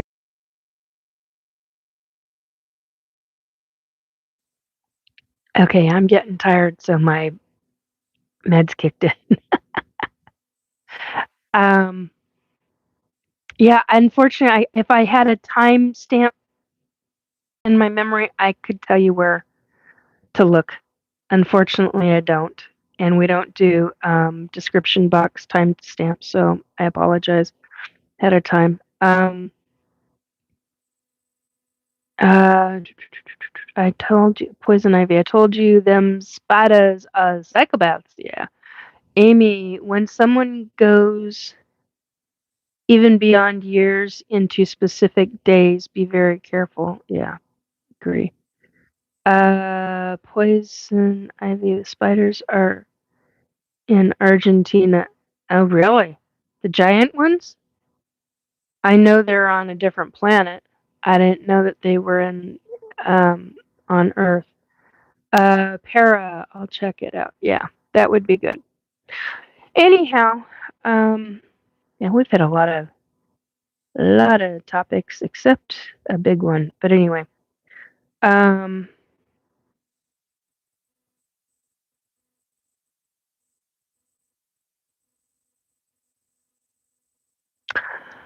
at some point, I need to write some stuff up and go section by section and by section for you guys, so that you have kind of like the process of how it actually happens, how things truly take place for some abductees. For example, some abductees remember everything, while others don't remember a single thing. Part of that has to do with how willing a person is to accept. Another part is the person hasn't blocked themselves of their memories of ET abductions. So there's that side of it. So, anyhow, um, trying to think of any last thing before I go. Are there any questions that anybody has for me? Give this a moment, and it's usually a 20-second delay. Let's see.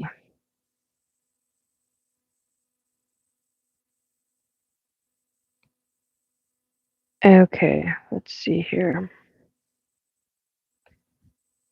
Oh,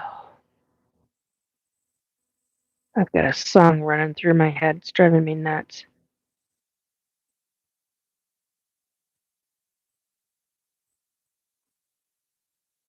Mm, okay.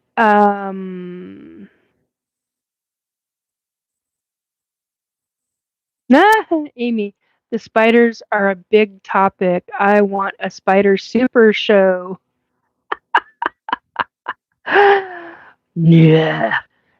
That is where I would bring on people that have been in SSP, Secret Space Force, which of course that's not what it's really called, but it's what the public knows it as.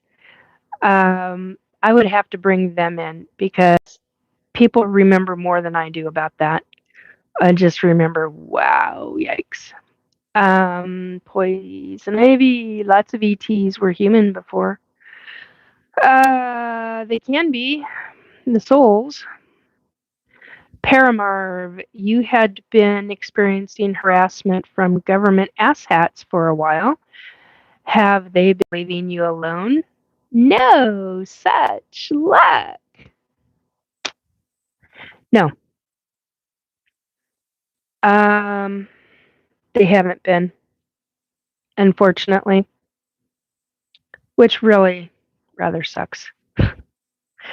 Um, it's lightened up some, but they've not stopped altogether. No. Matter of fact, um, last I was trying to figure out which if it was before the weekend or after the weekend, before the weekend or during the weekend, excuse me, and it was before the weekend. So last week, I was sitting here going through something and writing up some notes. I had a government asshat show up in Astral, completely uncloaked. What they're doing now is they're bringing in cloaked. I'm going to call them cloaked supervisors. That's not what I mean, but okay, hang on. I got to move again.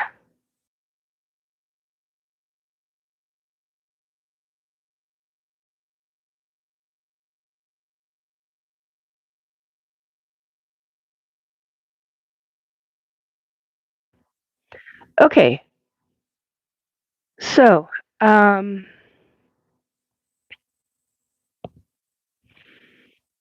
okay, government cloaked. So they've been bringing in cloaked government assets. And which is funny because I'm just ignoring them now. I'm like, yeah, you're here. And periodically the other side will tell me, oh, you've got a cloaked asshat. And I'm like, yeah, I know. They've been here for 30 minutes, or they've been here for 5 minutes, or they've been here for 2. Um, but if they're really, really strong and there's something wrong about them or their soul, that's why I get that's why I get told there's a government asshat. Um, Usually I know, but sometimes they're really fucking good. Um, and I'll recognize that they're cloaked, but I won't recognize that they've got something wrong with them. And that's usually why I get told. So there's that side of it.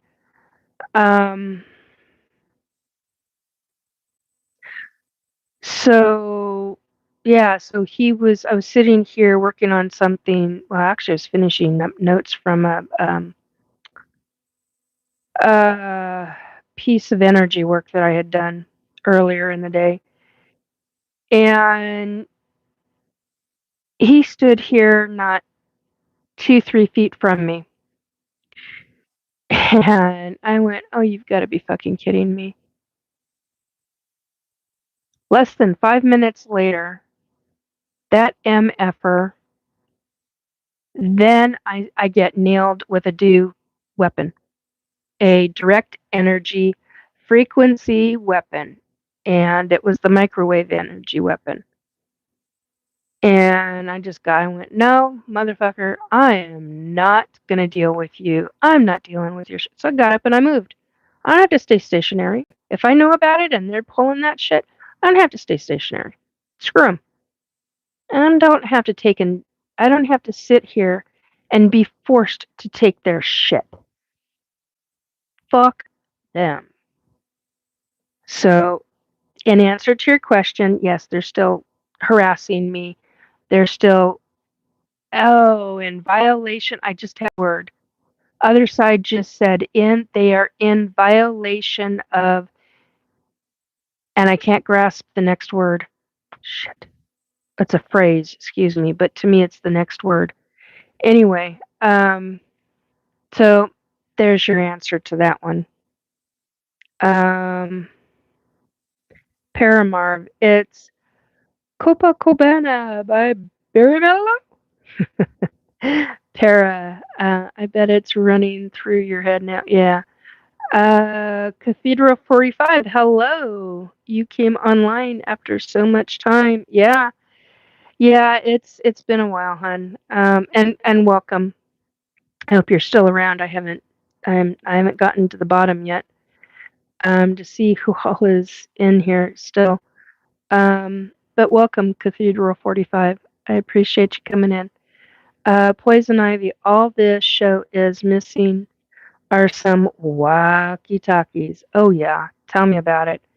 Please, I'd love to have a device to be able to communicate back and forth and have you guys hear them. And yeah. So a device that could not be hijacked by government or other ETs. How's that for something? Robert says they's gonna learn again. Yeah.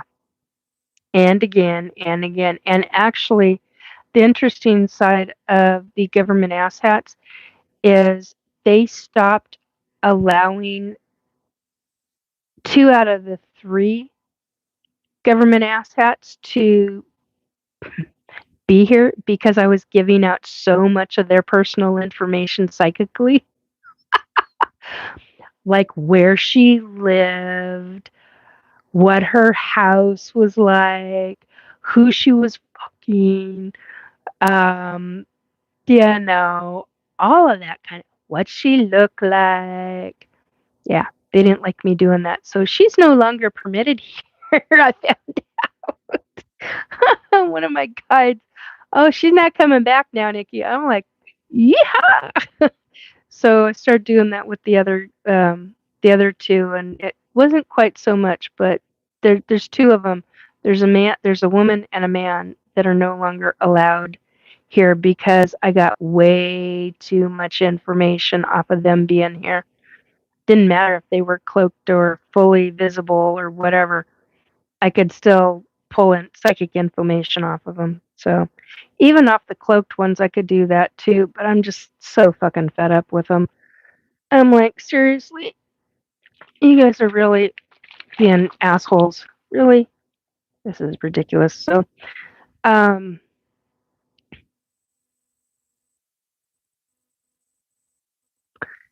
walkie-talkie on my net right next to me. You didn't bring yours? I have mine right here. Oh, message deleted. Okay. Do you understand, Nikki? Okay, so do you understand why they are bugging you? Is there an end in sight? I honestly don't know if there's going to be an end. Whoa, yes, I do know that there's going to be an end in sight, but I'm not going to tell you how or when. I didn't think I did know, but yes, I do. It was just reminded of me again, put into my at a flashback. Let's put it that way. Do you understand why they are bugging you? Oh, hell yeah. They've tried, they got pissed off because they couldn't access me.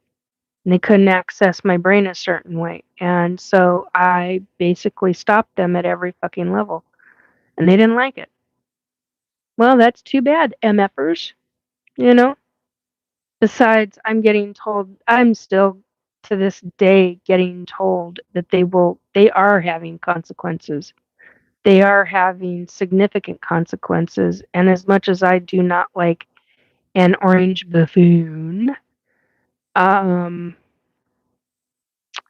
he is getting certain underground government to. I'm trying to decide on what word I want to use. He's got them concerned.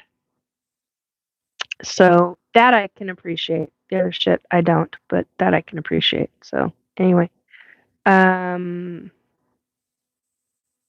Cat smell. Yes, cat smell. The woman that I used to call the cat litter lady.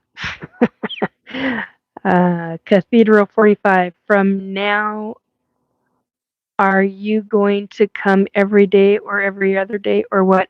No, I'm back to once a week. If I can do once a week, I'm back to once a week.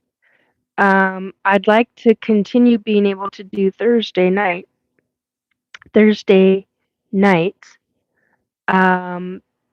And I think at 8 p.m. instead of 7 or 7:30. It just doesn't work for me. So 8 p.m. Pacific time, Thursday nights is when I'm going to, in the United States, Thursday nights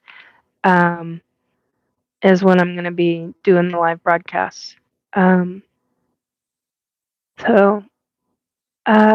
Amy, the internet, the biggest open hackable network ever created by humanity, or I dare say any bipedal species in this galaxy. The internet. Yeah, I think there's some kind of something like that on a couple of planets, but I don't remember. I don't really remember all of it, if that makes any sense whatsoever. Poison Ivy, gotta be tired of the assholes. Yeah, I am. I'm very tired of it. It gets very old and very draining, but they're not beating me down. That's for damn sure. I won't let them. Let's put it that way.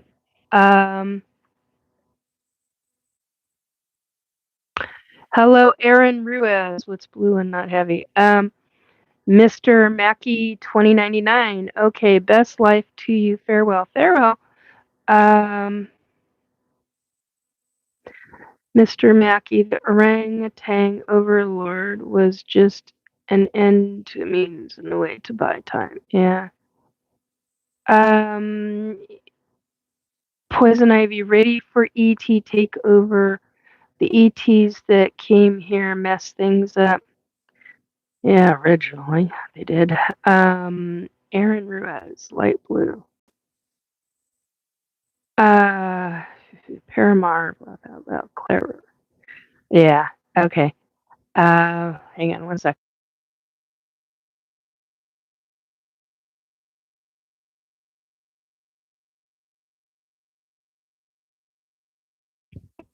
Just got my piece of ginger, which of course now is going to be spicy as hell. Whew. Ginger really helps for my inflammation. It helps a lot.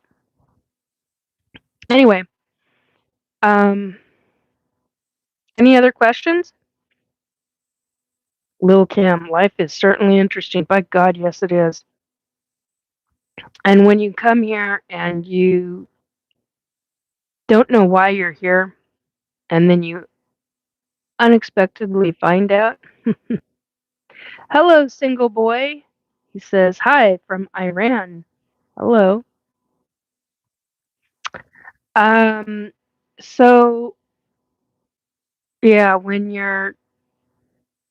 just be careful if you're an ET abductee or if you're dealing with any of these paranormal situations. Just be very, very careful, okay? Um, I've got a few more minutes and then I think it's going to be time to go.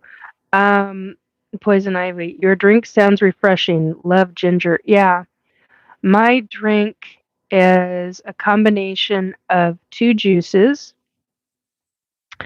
about an eighth of a cup of each. No sugar in them or anything. They're all juice. It's very specific. And then water, green tea, um, uh, oh my God, I can't think of the name of it. There's another one in there, and then the ginger, and then cayenne pepper, and it all, and sweetener. My form of sweetener, not it's an alternative form, but it's okay on the body. Um, and it really helps me on a daily basis. It helps a lot. Um, Para. Uh, how has the fact that you're an experiencer influenced your psychic abilities or the way you conduct that work? Oh, it really affected the abilities and communication levels. Um,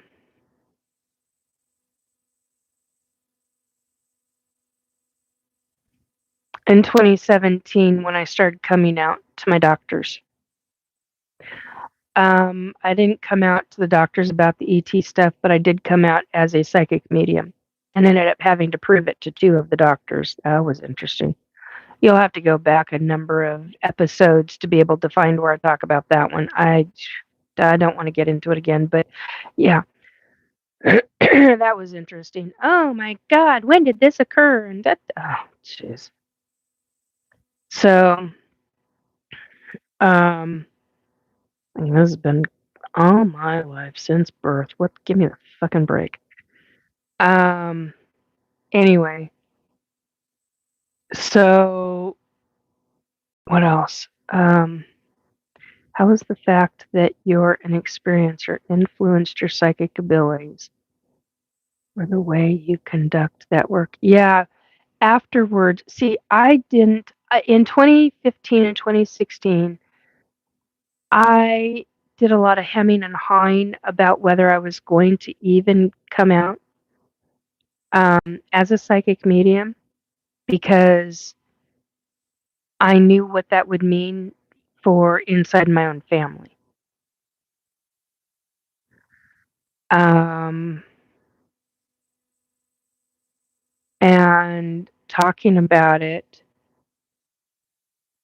did not go over well. Then, when I fully realized, because of an experience, I had seriously thought that I might be an ET abductee, but I was too afraid to even approach the subject matter. Um, I was way, way too afraid to approach the subject matter. And I knew that I wouldn't have any support about it. Um, and I don't, not within my family. So hang on one second.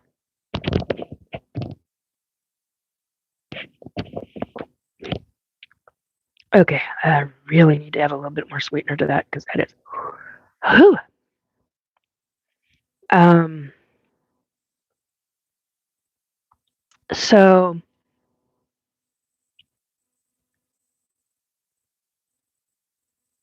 oh, there goes the stomach. Um, I lost my train of thought. And freaking blip blip blip. All right. Yeah. No, I have support with very close friends. And some of the public has come to support me.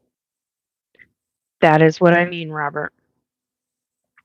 Um, hello, Snapshot Sniper.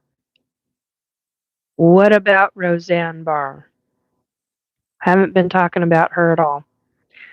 Um, so I'm talking ETs, ET abductions, hybridization programs, um, paranormal, psychic abilities, mediumship abilities, that kind of stuff. Um, so Robert, yeah, it's he's saying no support. Oh yeah, family. Yeah. So Paramarv, you're a lifelong experiencer. Any chance ETs made you psychic so that they could more easily communicate with you? Or does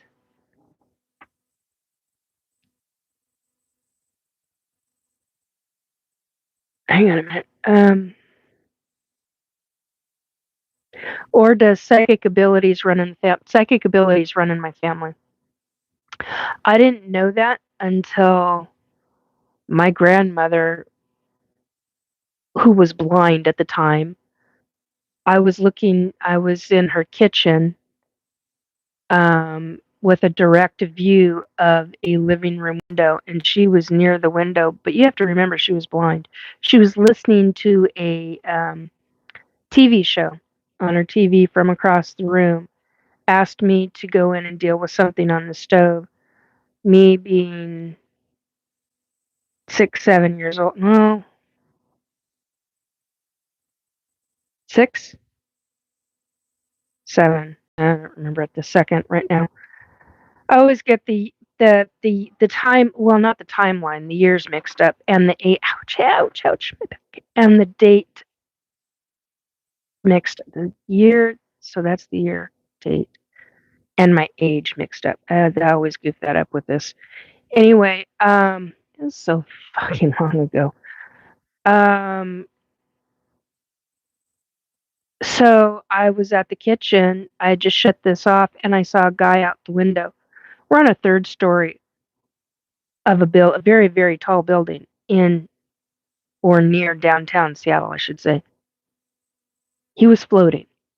She saw him. That's how I found out my grandmother was psychic, that she could see him. She described what color his baseball cap was to me. She described it because I never said he had a baseball cap. She told me that he was wearing the baseball cap. So yeah, it has a tendency to run in the family. Okay.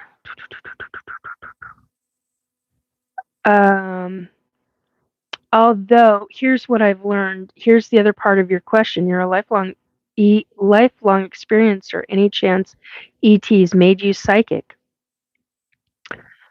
Um, what I know about that is they amplify.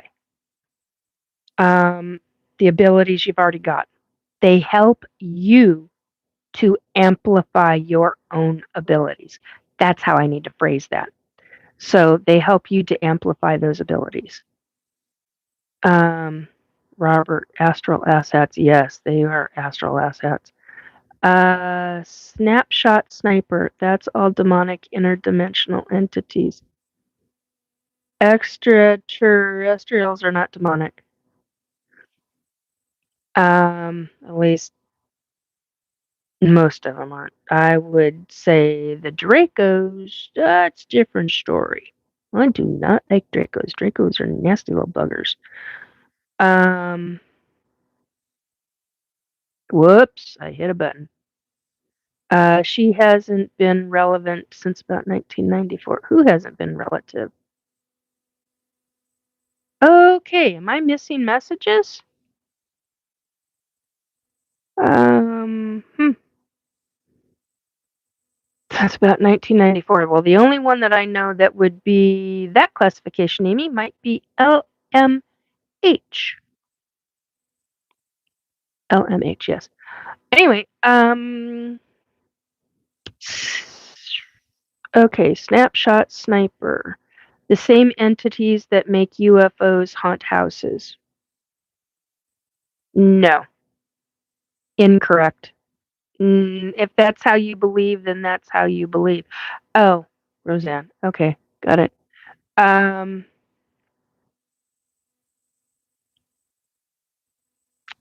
if aliens are demons, why would they help so many people? Yeah, many ETs will help humans. Um, yeah, got it. Um, Hello, Jerry Carter. Ma'am, I've always loved your show. It was a travesty the way ABC treated you. Oh, you're referring to Roseanne Barr? Yeah, I'm not Roseanne. Ow, ow, ow, ow, ow. I don't know why people think I am, but I'm not. Anyway, I don't even remotely look like her. Anyhow,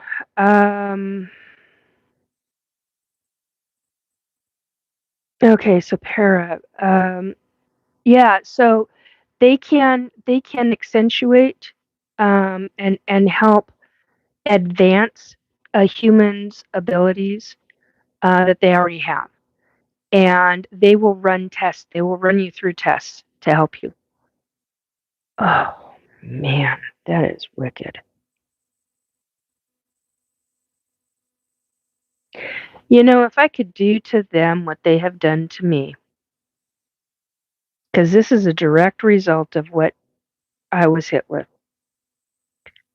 If I could cause them without ever touching them, even without ever touching them in the ethereal, all the pain and crap, and I'm talking about the government asshats who are deliberately pulling shit with me, if I could cause them the incredible pain that I have been through and multiply it by 1,000, yeah. Anyway, so they amplify uh, the psychic abilities, para. So, and then they work with the kids. They start teaching. Um, so, Jerry Carter, really? Wow, sorry. Yeah. Robert, my abilities are at hop along speed at the moment. Yeah, I understand that. You've been going through an awful lot. And typically, and that's what happens. Typically when we go through an enormous amount of whatever in our life, um, what ends up taking place is our stress levels hit a very specific way, and some of those abilities um, quiet down a little bit. And it's really hard to ground and center and put our feet on the ground, or even if you can't put your feet on the ground, maybe put your hands on the soil and do it that way. But you've got to have skin contact with the soil or with grass. It really makes a difference. Jerry Carter, some of them tried to grab me as a kid, but I was fat and they were small beings. Okay, well, I'm going to tell you something. Yes, foot laugh out loud. I know, Robert. So I'm going to tell you something, Jerry. Uh, doesn't matter if they're 3 foot tall and you're 6 feet tall, or if you're a little kid and you're 4 feet tall and chubby. It doesn't matter what size you are. They have a frequency and ability where they can control your brain, knock you out, and make you a mindless little automaton to where you're walking and you can't control your body and you won't remember it. So, yeah, there's ways and abilities. They can abduct no matter the size. Hello, look at me. I'm still getting taken periodically. I'm SSBBW. I'm morbidly obese. I make no bones about it. So I get abducted. Takes 3 of them to come get me. Used to take 2. And when I was a kid, it was 1. So it doesn't matter. Dookie Browner, love from Somalia. Hello. I'm talking ETs, ET abductions, uh, hybridization programs, all sorts of things, including psychic abilities and the paranormal tonight. So, and if you're in and you're enjoying the conversation, then please hit the like, subscribe, and share button.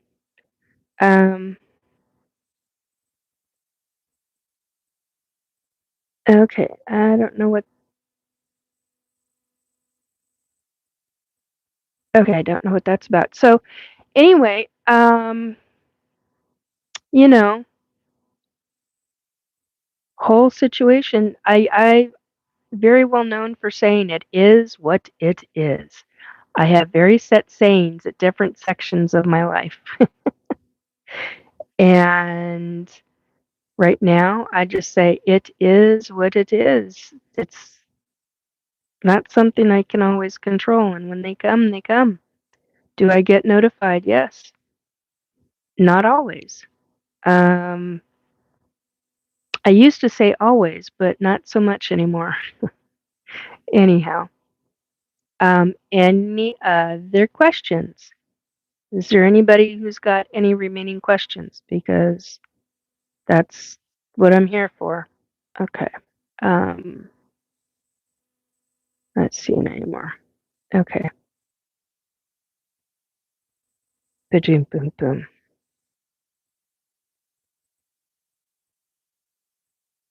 All right. Okay. And we're 4 hours and 14 minutes. No, Nikki, I'll shut up for now so you can rest. No, it's okay. If you've got questions, ask, Para. Let's get them out on the table and let's ask. No joke.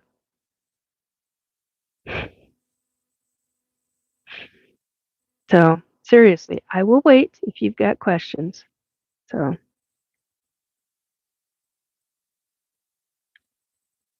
wow, I didn't realize how blue that came out. That's all right. Anyway, yes, yes, no, no, maybe. So, okay.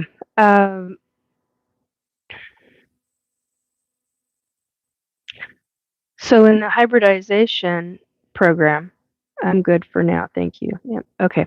So in the hybridization program, with how it happens with me, They take the eggs, do the implantation of a fertilized egg. If it gets to the zygote stage, so my pregnancies are 3 months in length. They're usually not any longer. Once in a blue moon, they're shorter. They're shorter in length. Depends on the race of ET, of baby. How tall, how big, blah, blah, blah. Goes from that into uh, up to two, usually not longer than 2 weeks after the zygote takes hold. Then they implant the soul of the ET spirit. ET excuse me, ET talks like an adult for about a week, and then after that goes right into infancy. Excuse me, for a few days, and then right into about the age of a toddler. Growl, growl, growl goes the stomach, and then it goes from that into conversations with a 7-year-old. It's like having a conversation with a 7-year-old. That is the mentality. That is how fast the mentality is. So by the time you are at the end of the pregnancy, when they go to take you again to remove the pregnancy, to remove the baby, you're essentially talking to a 7, 8, or even 9-year-old. And that is the fast mentality of an ET hybrid pregnancy. When they are removed from you physically, they are put into a gestational container for the same amount of time that you were pregnant with that child for. This is my experience. There may be other women who experience something different with it. Okay. So, so in the gestational container, they get all their nutrition. They're in a gel-like substance. I've seen a clear container. It's always been a clear container. I've seen a cylinder and I've seen a sack version of the container.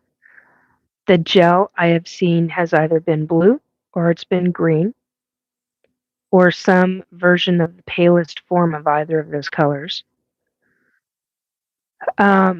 Excuse me. And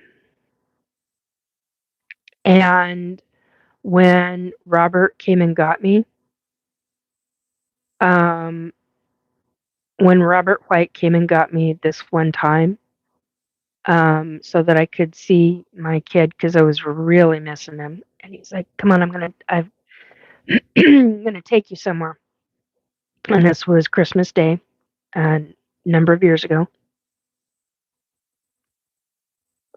He took me through 7 essentially wormholes, but well, they're vortexes. I originally thought they were portals. He opened a portal and it turned into a vortex because it was spinning. 7 of those, so basically through 7 galaxies in Astral, and said I found him. And I went, "What do you mean you found him? You found who?" And this one time in Astral Camp, yeah. And says Robert, that's funny, Robert. And saw the ship that I am normally abducted on, and went through the ship straight to the planet. The ship recognized me instantaneously. That was a really odd and really cool feeling. I do have to say, I don't even know how to describe it. It was just instantaneous recognition. Um, and it was happy to see, it was really happy to see me. And went through the ship to the planet straight into, I don't even remember the building. I don't remember much about the planet anymore. I just remember seeing my kid, and my kid was in a, to me, it was a darkened room with probably, this is a hell of an guesstimate,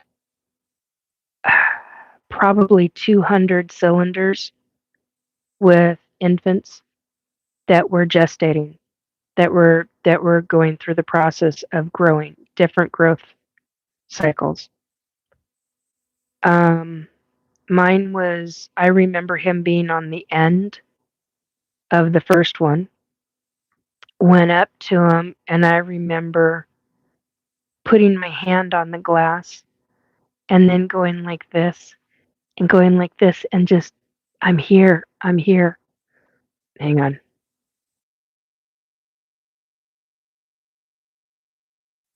Excuse me. So, and there goes the stomach. Now, joy, here we go. So, basically, ended up getting to communicate with my infant son that way. It was beautiful, and it's one of my most treasured memories of my kids. And we went back, and I was dizzy as a moo. I was just, I was spinning. Because the vortexes, it was just like, oh my god, um, I was so dizzy. Um, but I got to go, and that really, truly did mean a great deal to me. Um, it's a treasured, highly treasured memory of mine. Um, and when I got to be with him, so typically so 3-month pregnancy, 3 months on board ship. Well, he proved that it's also, they go from Earth and wherever else they're doing these programs with, whatever other planets they're doing this program with, they take the ship to this other galaxy, and for the next 3 months, that's where the kid is.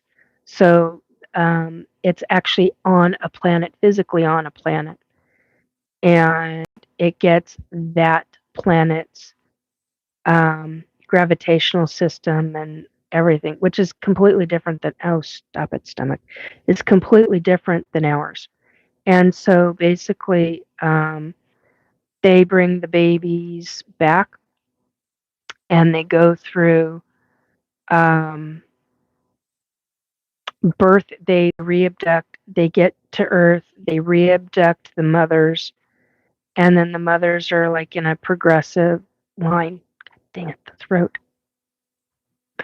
They're in a progressive line, and um, essentially a progressive line, and one by one, each mother is reunited with an infant. So that said, you're only with that infant for maybe 3 to 5 minutes, 8 at the most. And I've fought them. There have been a few times where I've actually fought the ETs going, this is my child. You are not raising my child. And Mama Bear mode comes out, and they're like, Nikki, where do you think you're going to go? How do you think you're going to get off this ship? So that doesn't go over well with me, of course. And then once you're off the ship, where the hell do you think you're going to go? Where? How are you going to raise this kid? I mean, it becomes very specific, and it makes a lot of sense and all this other stuff, but it still pisses me the fuck off. Um, and I still get angry about it. But we humans don't have the things that the hybrid kids need. the teaching and the different things. So, um,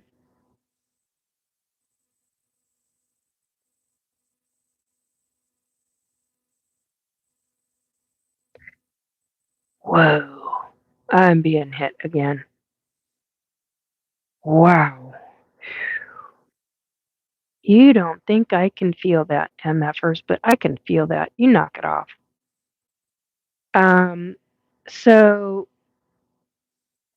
yeah, you're put back into a you are put into the mother is put in. You take your child from a nursemaid, from one of the ET nursemaids. Um, you're required to sit down in the way I'm required to do it. I'm required to sit down in what they call a circadian rhythm bonding chair. Um, you do this bonding thing with the kid, and then the kid is removed from your physical arms. And because it's a heart to heart connection, it's a very specific kind of connection. And then it goes from that to they're being raised essentially by a nursemaid until they are full grown adult. And in my situation, these children can take a month to be fully grown. I still have a hard time with that because our human children, 18 years when you think about it, and then anyway, so it's absolutely mind boggling to me. And they go off from the ship after they're with their nursemaid until they are fully grown. They are taught with that nursemaid, they are taught telepathics, they are taught energetics, including phase shifting. Many of the ETs, many of the hybrid ETs can phase shift, not all of them, but many of them can. And phase shifting is when they literally phase out of frequency, out of our time. Well, it's not really out of, well, I don't know if you would classify it as a time, to be quite honest. It's literally in a frequency mode to where they literally look like they've just cloaked themselves. And it's a form of cloaking, but it's not. It's really a form of extreme high frequency. And humans can eventually do it, can be taught how to do it.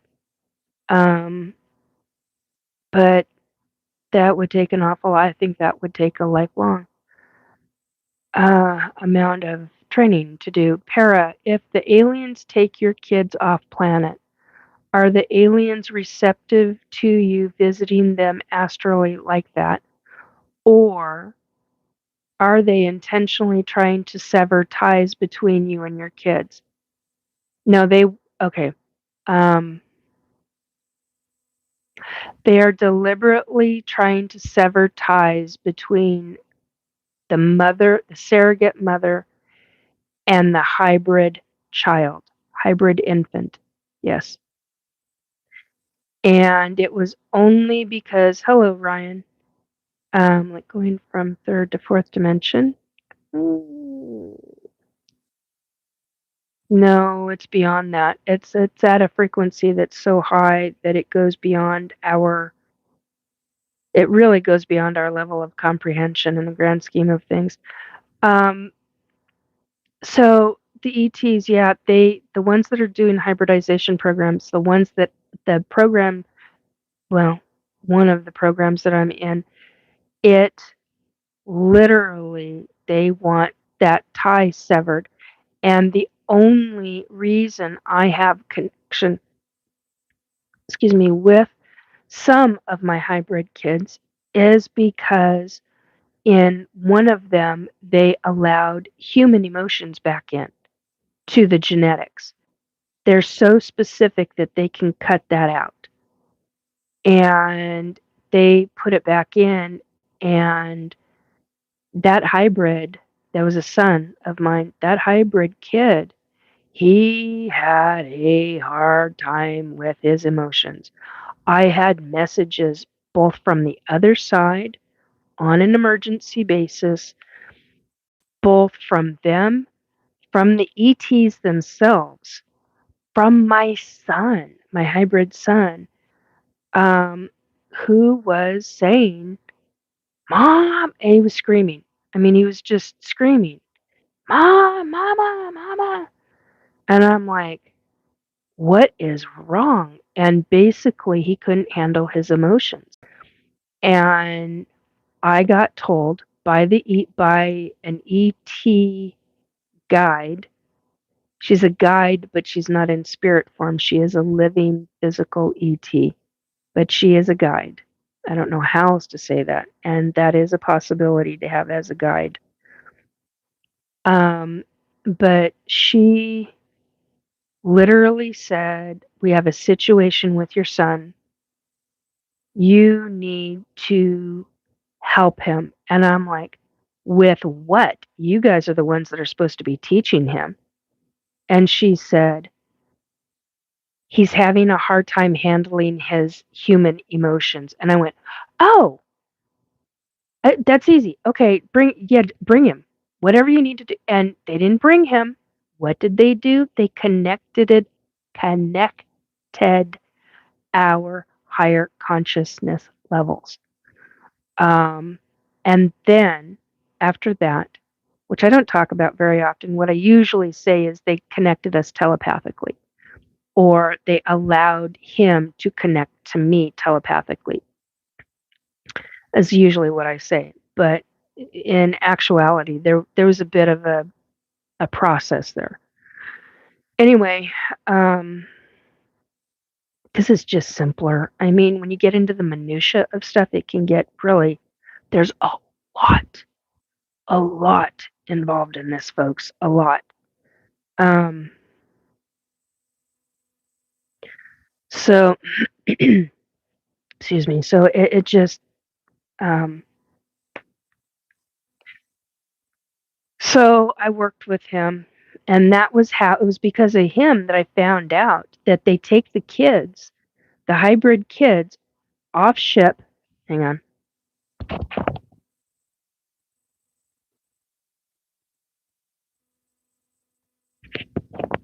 Okay, so they take the hybrid kids off ship, and they take them to Mars first. Mars first? Is it Venus first? They take them to Mars first, and they put them through school. They put them through educational classes, and my son did not like that very much. And when he graduated from that, many, many, many months later, he contacted me and he said, "I'm in Venus." And I said, "In Venus?" He said, "Yeah, I'm base." He didn't use the word base, but that's essentially what he meant. And I went, "Oh." And I said, "You're at school?" And he said, "Yeah." And basically, by that point, it was like college to him. This all happened from fertilized egg to college classes. 1 year. 1 year. 1 human year.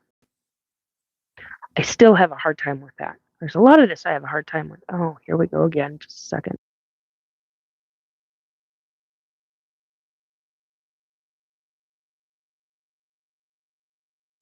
Okay, so maybe I'm done with that. So basically,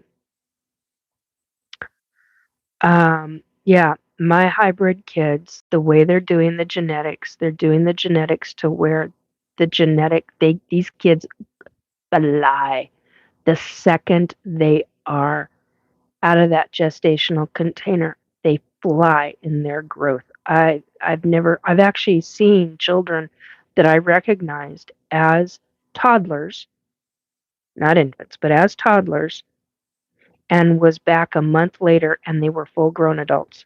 So a month and a half later. Anyway, whatever. Month and a half later, they were full-grown adults. That's mind-bending. That is really freaking mind-bending. And I know other abductees who don't have that experience. They have that experience as, no, my kid's still growing. And I'm like, why is mine growing so fast? I don't understand that, but I know it's how the ETs are messing and screwing with the genetics. I can't even fathom that. I can't. Can you imagine? I mean, I talked about this last year, I think it was, where if we did that, but we would be in such agony, such extreme agony because of growth, the growth rate so fast. But you know what they do? They teach these children from the time they're born how to deal with pain and to shut pain levels off. Off. I can't even. I just that boggles. That's another one that boggles my mind. Um, so, in answer to your question, Paranormal, yeah, they deliberately try to cut the not the bond, but cut the tie, which is different than the bond between the hybrid kid and the parent, the infant and the parent. Kim, yeah, I guess you used to listen to binaural beats in high school. It's interesting that when they had a problem with your child, then you could be involved. Very convenient for them. Oh, yes, I found that too. And boy, was I pissed. I was not a happy camper because, see, when you talk with them, it's like talking to really strong attorneys because they're extremely legalistic and no emotions. Those are the ones that I deal with. It's very difficult to handle a lot of times because they don't have the emotion, so they don't understand because there's no emotion there. Little Cam, the dark side of the moon is probably my favorite planetary topic in relation to this field of topics. So many interesting takes I've heard regarding to what occurs there. Yep. Yep, yep, yep, yep. Anyhow. Okay. One last question. Who's going to beat you to the punch? Anyhow, um, last question going up. Truly last question. Who's going to get it first? Bum. Anyhow, um,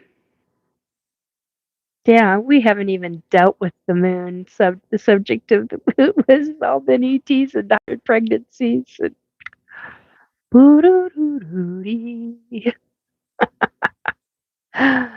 oh dear. Anyhow, that's really it. Tell me a one word. Wait. I'm writing. Yeah. Anyhow. Oh, rah, rah, rah, rah. Ta-ra-ra. Mm-hmm. I'm starting to hear that in my head. Ah, there we go. All right. Snap, crackle, pop. Any last questions that anybody has for me? Um, after 50 Paramarv, after 50 plus years of alien involvement, are you a victim or a grateful? Or are you grateful? I'm both. I'm a victim, I'm a survivor, and I'm grateful. How's that for a batch of apples? I don't know why that term just keeps coming up with me the last couple of days. Anyway, so he's right. After 50 years of alien involvement, ET abductions, yeah, 57 years worth of this stuff, folks. Um, are you a victim or are you grateful? I am both. But you add survivor in there as well. Because I've had good ET abductions, I've had bad ET abductions, and I've had horrific ET abductions.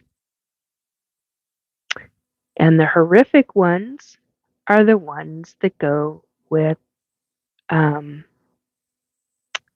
the abduction of my mom and I when I was about 5 years old. Um, on I-5 going southbound in Oregon. That was a horrific one. Um, when you say great googly moogly, well, I think of great big googly eyes. There's an ET with great big googly eyes and great big brown head, and it's not so nice. Um,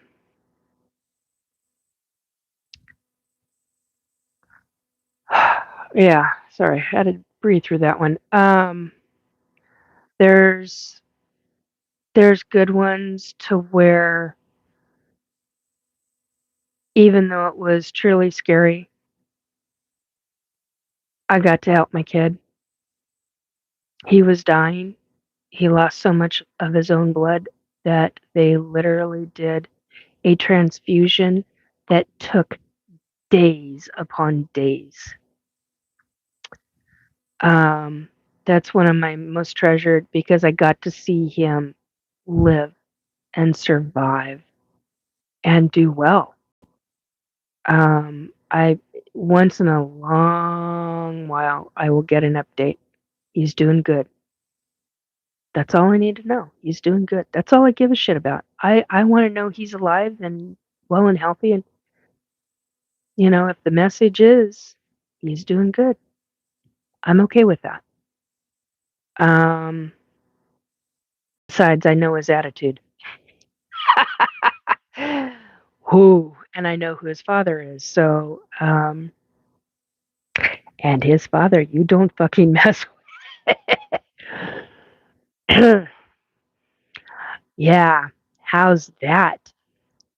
If I had who his father was come and defend me, it would probably take 15 human men to take him down. I'm not joking. Gee, I wonder who he got that from. Yeah, Robert, smartass. Yeah, some of that he got from me, but some of that he got from his father. There's one of my boys that he's the one that nearly died from blood loss, cut to ribbons and all this other stuff. And yeah, his biological father, uh, they chose me, and I had an agreement many, many, many, many, many, many lifetimes ago. And I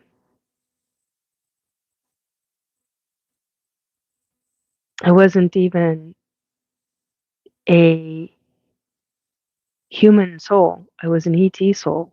And his father and I had an agreement that if I ever went into human soul form, or became not human soul form, became a human, one of the things that I would do would be to provide him with hybrid kids for not very many, but very specific ones. And I followed through with that. Um, that's a big deal that's a really, really big deal to me. Following through on something like that when you have a soul agreement, and that soul agreement is thousands of lifetimes ago. That's no joke when I say thousands of lifetimes ago, because it really, you can have a lot of lifetimes on this earth and then go from that to different lifetimes as a different being. Or you can go from being an ET soul right into human. Binding, I would call it. Yeah, it was a binding agreement, and it was a soul contract in a very, very specific way. Um, I mean, the second I saw him, even though I was scared of how big he was, how tall he was, um, I instantly knew him, and I went, "Oh my god!" And I just started crying when I first saw him, and I looked straight in his eye. Okay, I don't talk about this very often. I looked straight in his eyes, and the fear just completely washed away from me, and it wasn't him putting anything over me or ET power over me or anything like that. He just stood, looked at me, smiled, and I just looked at him and I saw his soul through his eyes. It was the I don't know how else to say it any other way. And I saw him. I mean him, who his soul was, and I went, "I know you." He goes, "Yes, you do." And I said, "I know you from a past lifetime." He goes, "Yes, you do." And I looked at him and I said, "You're in the same body. How are you in the same That's a whole nother subject. But yeah, that's how that all came about. Um, so it just and he's one I no. If I could have somebody battle for me, yeah, hell, he knows how to do energy stuff. So nobody would stand a chance if he defended me. Nobody would stand a chance. Anyway, exercising and good eating, yeah, yeah, yeah, yeah. And they do a lot of it in a lot of different ways. Anyway, on that note, guys, I'm going to go. It's time. And my body's screaming at me, and it's definitely time. Little Kim, Akashic Records is a very interesting subject when doing when doing deep research into the phenomenon. I love delving into the records people have shared online. Oh God, yeah. Oh, yes, definitely. Yeah, you go into the Akashic Records and you can really find out who you've been in contact with in past lifetimes. I've had Akashic Records librarians actually give me one of my files and I'm like, "Oh my god."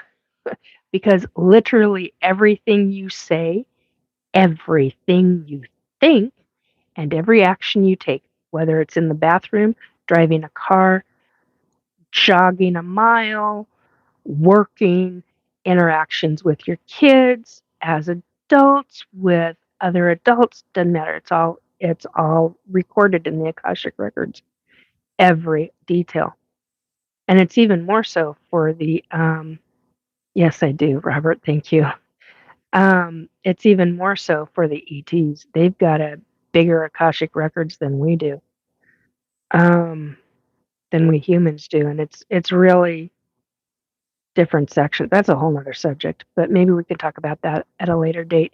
Robert says, "You need rest. Go relax some." Yeah, I really do now at this point.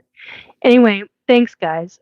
Um, I hope you have enjoyed the conversation and at least have got some maybe new information to walk away with, or a new way, new perspective. Take very good care, guys and gals. Um,